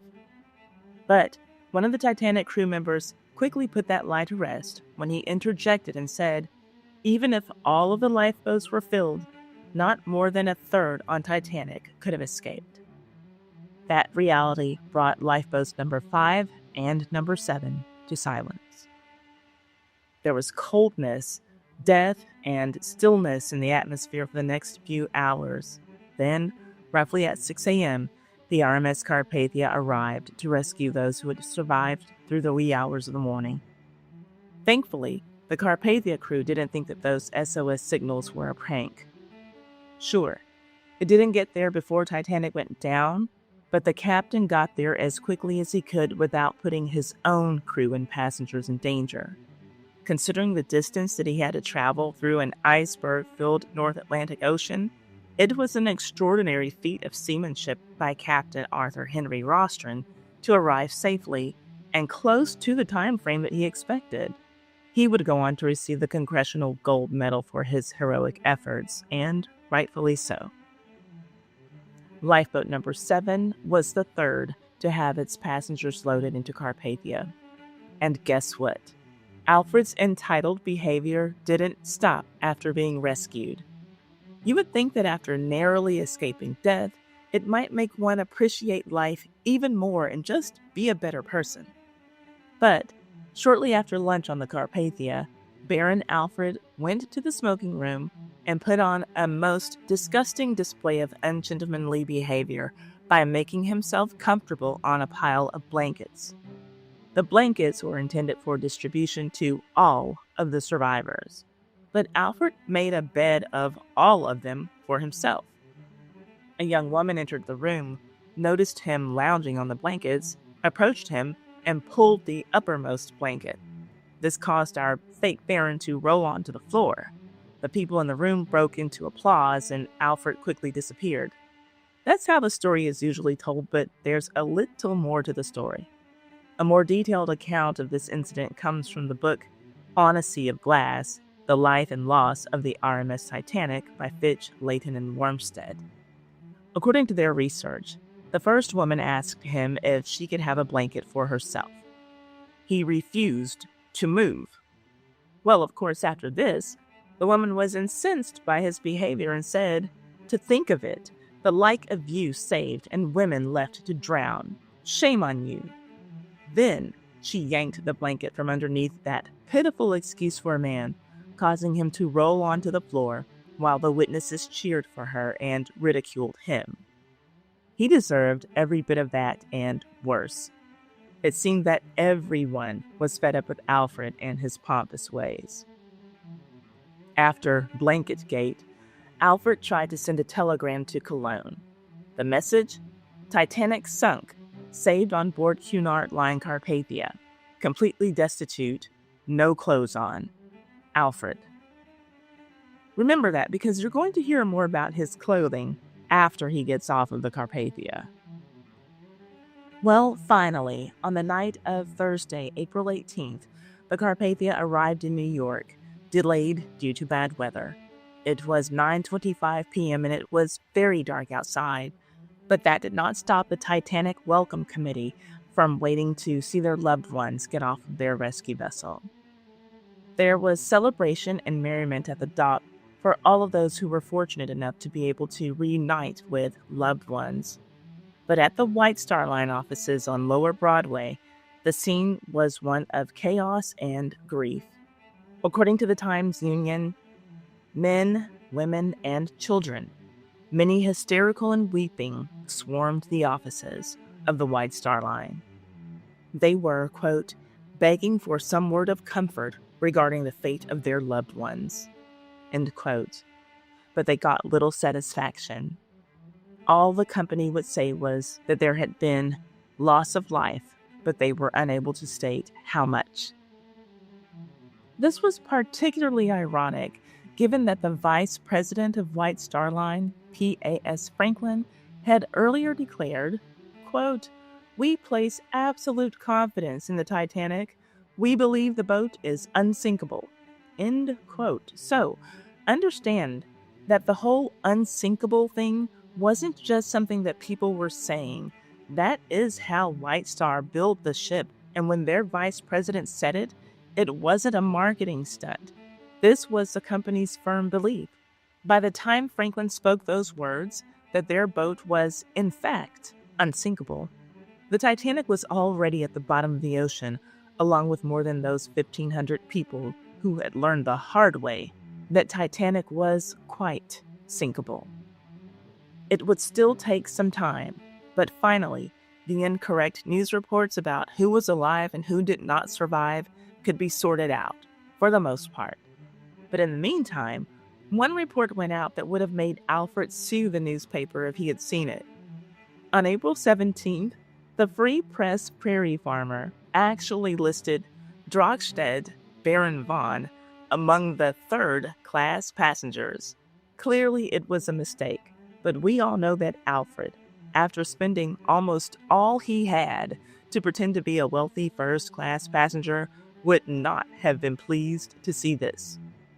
And while I'm sure that all of the male survivors were happy that they survived and just thankful to be alive, now they would have to explain to the newspapers why they were alive when so many women and children were dead. Now, I personally don't believe that chivalry is dead. I really don't.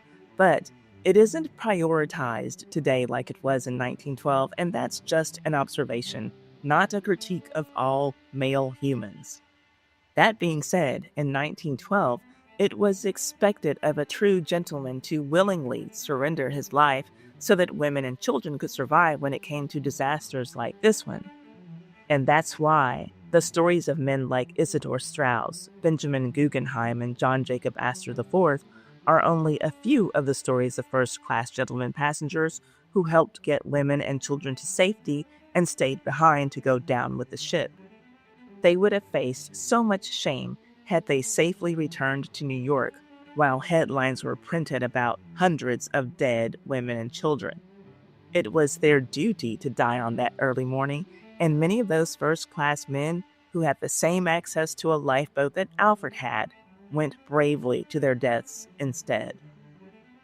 Now, alive, safe, and dry, most men who had survived the Titanic had to justify to the press and the public why they got into lifeboats instead of going down with the ship. They claimed that they were helping with the oars, or that they jumped in at the last minute when there was extra space, or that they were needed to help navigate. Well, we know that none of these are the case with Alfred. As a matter of fact, the more that Alfred's fellow Lifeboat number 7 passengers talked to the newspapers, the worse he looked. And I mean even worse than what I have already shared with you. For instance, remember Helen Bishop, the millionaire honeymooner? Well, according to her, and later everyone else in number 7, Alfred sat motionless while others rowed. She told the Pawtucket Daily News on April 20th, 1912, quote, "There was a German baron aboard who smoked an obnoxious pipe incessantly and refused to pull an oar," end quote. And yes, those others who were rowing included the women. Remember how I told you that Alfred packed a little food for himself before he got into the lifeboat? Now, this is how I picture him. I can just imagine him chomping on a sandwich, laying back and relaxing while everyone else pulled their weight. This sandwich is really hitting the spot. I wish I had a little more mayo. Too bad you guys don't have anything to eat right now. Looks like we're going to be out here for a while. You broads are doing a great job rowing this boat, and looking good while doing it too, I gotta tell ya. Can't wait to get rescued to get to some real food. Yeah, so I told you that Alfred brought himself a little something to eat, but I didn't tell you one more thing that he brought on the lifeboat: a revolver. He claimed that it was for defending himself in the Wild West, because apparently Alfred thought that America in 1912 was still the Wild, Wild West. But he didn't use his revolver when he got to America. He used it while the lifeboats were being loaded. This guy is the worst. During the night, he fired off all his cartridges into the darkness. I'm sure that was super reassuring to the terrified passengers in his lifeboat and those trying to leave the Titanic. Third Officer Pittman told the Baron to cut it out. He warned him that he might need to use that revolver later to get the attention of a rescue vessel. Imagine being in a lifeboat in the middle of the freezing North Atlantic. Everyone around you is scared out of their minds, and this guy is just sitting there, smoking his pipe, occasionally firing a gun into the air like he's at some kind of weirdo celebration. But Alfred's firearm and lazy behavior on the lifeboat were not the end of his 15 minutes of fame. Get ready for this. The first thing that Alfred did when he got to speak with the press was to tell the reporters of his bravery in those early morning hours on the lifeboat. That's right. Not only did he row his lifeboat gently to the Carpathia, poor Alfred rowed so hard that he injured himself. The Sun and multiple newspapers reported that Alfred was taken from the Carpathia by friends to the German hospital. He was reportedly, quote, suffering from the reopening of an old wound caused by his exertion of the oars in the lifeboat in which he escaped, end quote. This literally contradicts the accounts of every other passenger in his lifeboat. I know that when the other number 7 passengers read this little detail in the papers, they must have believed that Alfred was smoking something way stronger than tobacco in that pipe. But even this lie about rowing his lifeboat to the point of injury wasn't the last of Alfred's press run.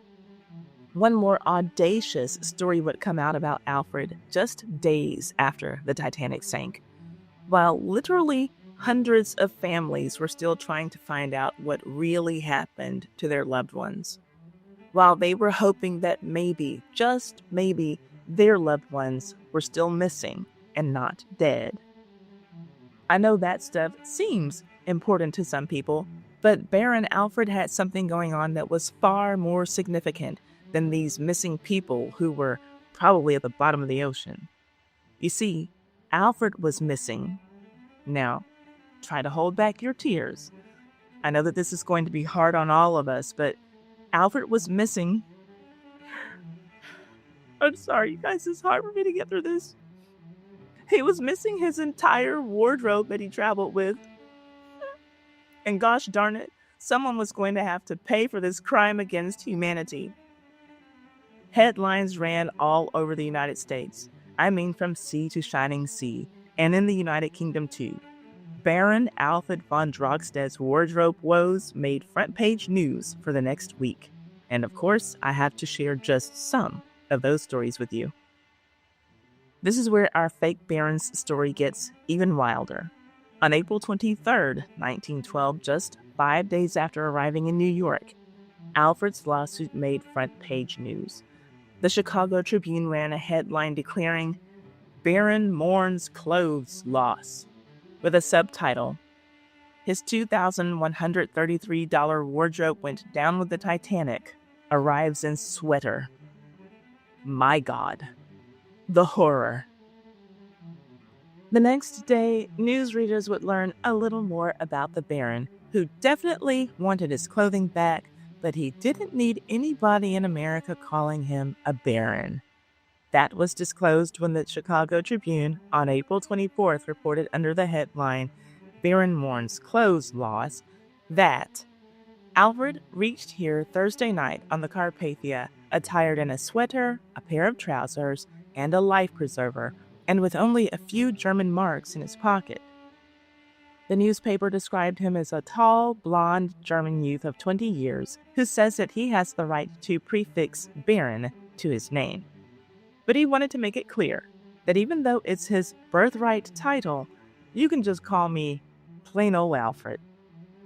The same day, the Evening World went with an even more sensational headline: "Survivor to sue company for his $2,320 wardrobe," followed by "Baron von Drachstedt had elaborate outfit, including 15 nightshirts."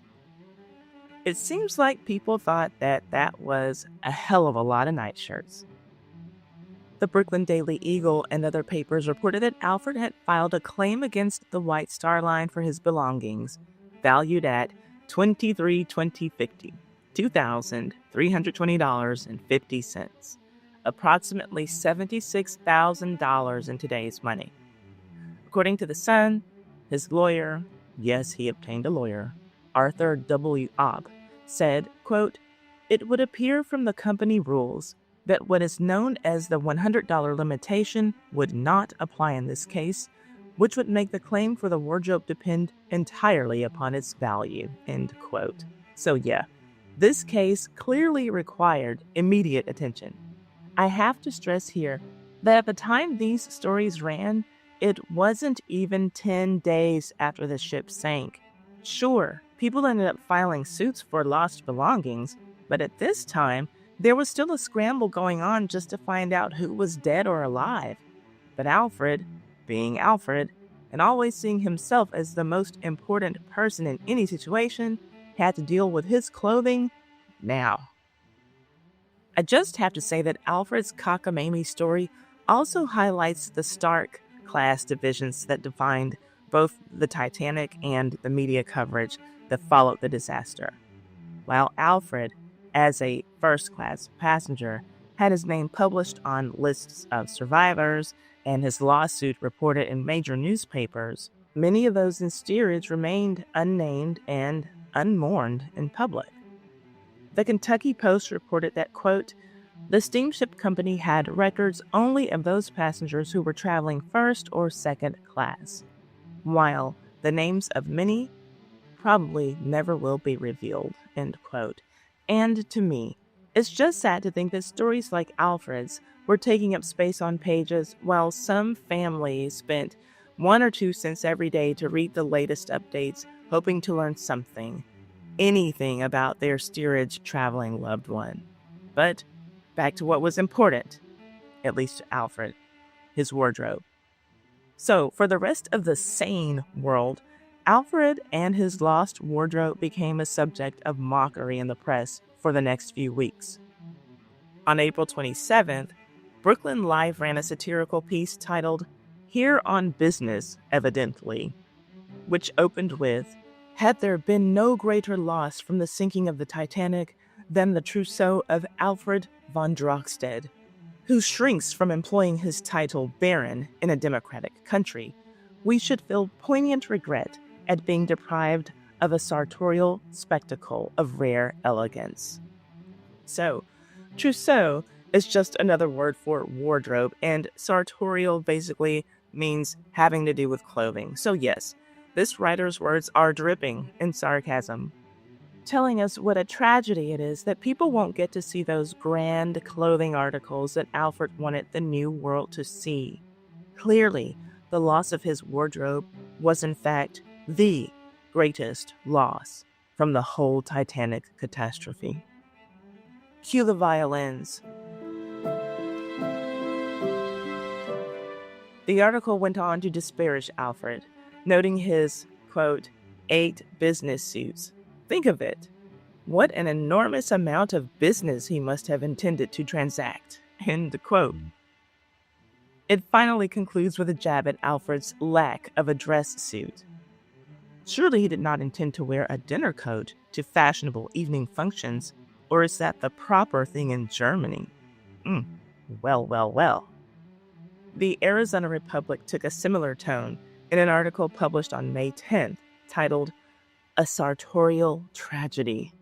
The paper referred to Alfred as, quote, one of the real sufferers by the Titanic disaster, who was mourning with a grief that refuses to be assuaged the loss of his entire wardrobe, end quote. The article noted he was of two minds as to suing the value thereof, because he doubts the ability of American tailors and haberdashers to replace in proper style the things made in Germany. Then it proceeded to list his extensive wardrobe items, concluding that those who are conversant with joyous raiment could fully appreciate the scale of his loss. In other words, if you couldn't afford the exquisite wardrobe pieces that Alfred had, you just wouldn't be able to understand the magnitude of his loss. You know, the poors just wouldn't get it. But back to our Baron and his impressive wardrobe. According to the Evening World, his lost belongings included 10 suits of clothes, 4 overcoats, 20 white shirts, and 20 colored ones. Clearly, that's an archaic term. It was 1912. We wouldn't call them colored shirts today. We'd call them African American. I'm totally kidding. Just trying to see if you're still with me. Anyway, back to this list. 20 colored shirts, 20 negligee shirts, 15 night shirts, 40 pairs of assorted hose, 120 scarf pins, 2 hunting suits, an aviation coat, 10 pairs of gloves, 2 top hats, 1 opera hat, and 7 silk tennis shirts. Now, even all of this isn't everything that Alfred claimed to have brought on board the Titanic. He created a very detailed list that was printed in multiple papers. I would never bother with reading each and every single item to you, but I will say this. Those initial lists in the newspapers were just the beginning, because Alfred would add a couple more big ticket items to his list. And they were so big that they forced one to question the validity of anything on his wardrobe list. After all, we already know that Alfred is a liar, running around calling himself a baron. And I want to make it very clear to you that most of the news sources thought that Alfred was full of malarkey from the start. Maybe they didn't know enough to question his self-proclaimed baron title, but many people thought that it was odd that this 20-year-old traveled with all of those business suits and he had not one lick of business to transact, didn't own his own business, and didn't have any appointments set up in anyone else's business. So people found it even more fishy when he just so happened to remember, days after his original claim was made, that he also had diamonds hidden in his pockets when he left France to board the Titanic. Because nothing says, I'm not compensating for anything, like bragging about hidden diamonds. And he also claims to have lost most of the cash he was traveling with, too. How convenient. 750 German marks. And you know that our Alfred needed that money. I mean, needed it back because he lost it at sea, because everything that he was saying was very true and not a lie at all. In US dollars today, that set our Alfred back another $6,000 in cash. Now, please humor me in the comments section and let me know. If you traveled clear across an ocean to a foreign country, how many days would it take you to realize that you were missing $6,000 in cash? If your answer can't be measured in days, but in seconds instead, I completely understand. And I have no idea of the value of Alfred's missing diamonds. According to The Sun, Alfred said that when he got back to Europe, he planned to stay in England and Germany for a while, and that he'd been studying aviation and motoring before coming to the United States. The paper noted that the Baron doesn't say whether he fancied staying in America for a while before returning home. So it seems Alfred was keeping his options open, even as he was filing claims for his lost wardrobe. This seems to conclude Alfred's 15 Minutes of Shame press tour. There's no definitive record of how his lawsuit concluded. The absence of follow-up stories announcing a successful settlement suggests it either went nowhere or was settled quietly for far less than he demanded. The ridicule in the press likely didn't help his case, and White Star Line ultimately settled all claims for far less than what was initially sought by survivors and victims' families. It looks like Alfred disappeared from New York and went on to live a relatively normal life, except for maybe his brief stint as a Nazi. Yeah, so after all the immediate tension died down, Alfred faded from public view.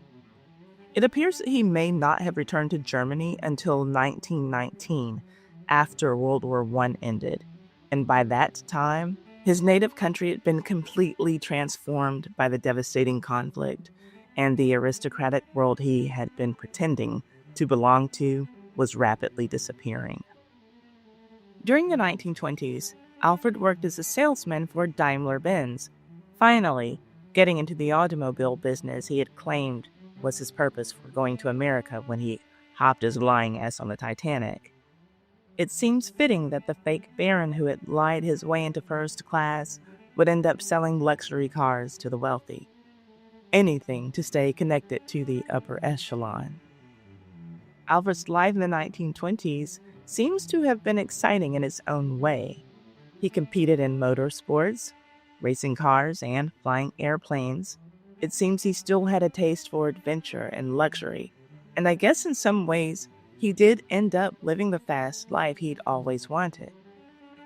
But here's where our story takes another dark turn. In the 1930s, like many other Germans, Alfred became a member of the Nazi Party. According to his denazification file, yes, such a thing existed after World War II, he was not politically prominent, but he still joined the organization responsible for some of history's worst atrocities. Remember Rudolf Herz, Alfred's schoolmate? While Alfred was a nominal Nazi Party member, Rudolf became the commandant of Auschwitz, overseeing the murder of more than 1 million people. It's a chilling connection that links our fake baron to one of the darkest chapters in human history. Alfred held various jobs during the 1940s after World War II, mostly still in the auto sales industry. He eventually settled in Bad Honnef, Germany, becoming an honorary member of the Rot-Weiß Tennis Club. Apparently, he was a pretty good tennis player. And when you think of how his first instinct after the impact with the iceberg on Titanic was to run down to the squash court, it tracks. Maybe he had been playing a lot on his first days of his voyage. According to his list of missing items, he certainly had packed enough outfits to play every day. He married twice and had 2 daughters. One was Elke, who told us about the pregnant girlfriend, and another daughter named Ute. As noted in a 2009 edition of the Charlotte Observer, Alfred Nourney, aka Baron Alfred von Drachstedt, ended his professional life as a retired car salesman. He died on November 15, 1972, at the age of 80, and was the last surviving adult male first-class passenger from the Titanic, though, of course, he had originally purchased a second-class ticket. His story isn't one of heroism or nobility, despite his fake baron title. It's one of privilege, entitlement, and self-preservation at all costs. But it's also a fascinating glimpse into how one person navigated the social hierarchies and historical tragedies of the early 20th century. So, the next time you hear someone talk about the nobility of the Titanic's first-class passengers, remember the man who upgraded himself to first class through deception, refused to row his lifeboat, sued for his lost clothing while bodies were still being recovered, and spent his later years calmly recounting how the sounds of drowning people sounded like a siren, one of his quotes. And remember how the press devoted columns to wealthy survivors who weren't even aboard, while hundreds of poor passengers remained nameless in life and in death.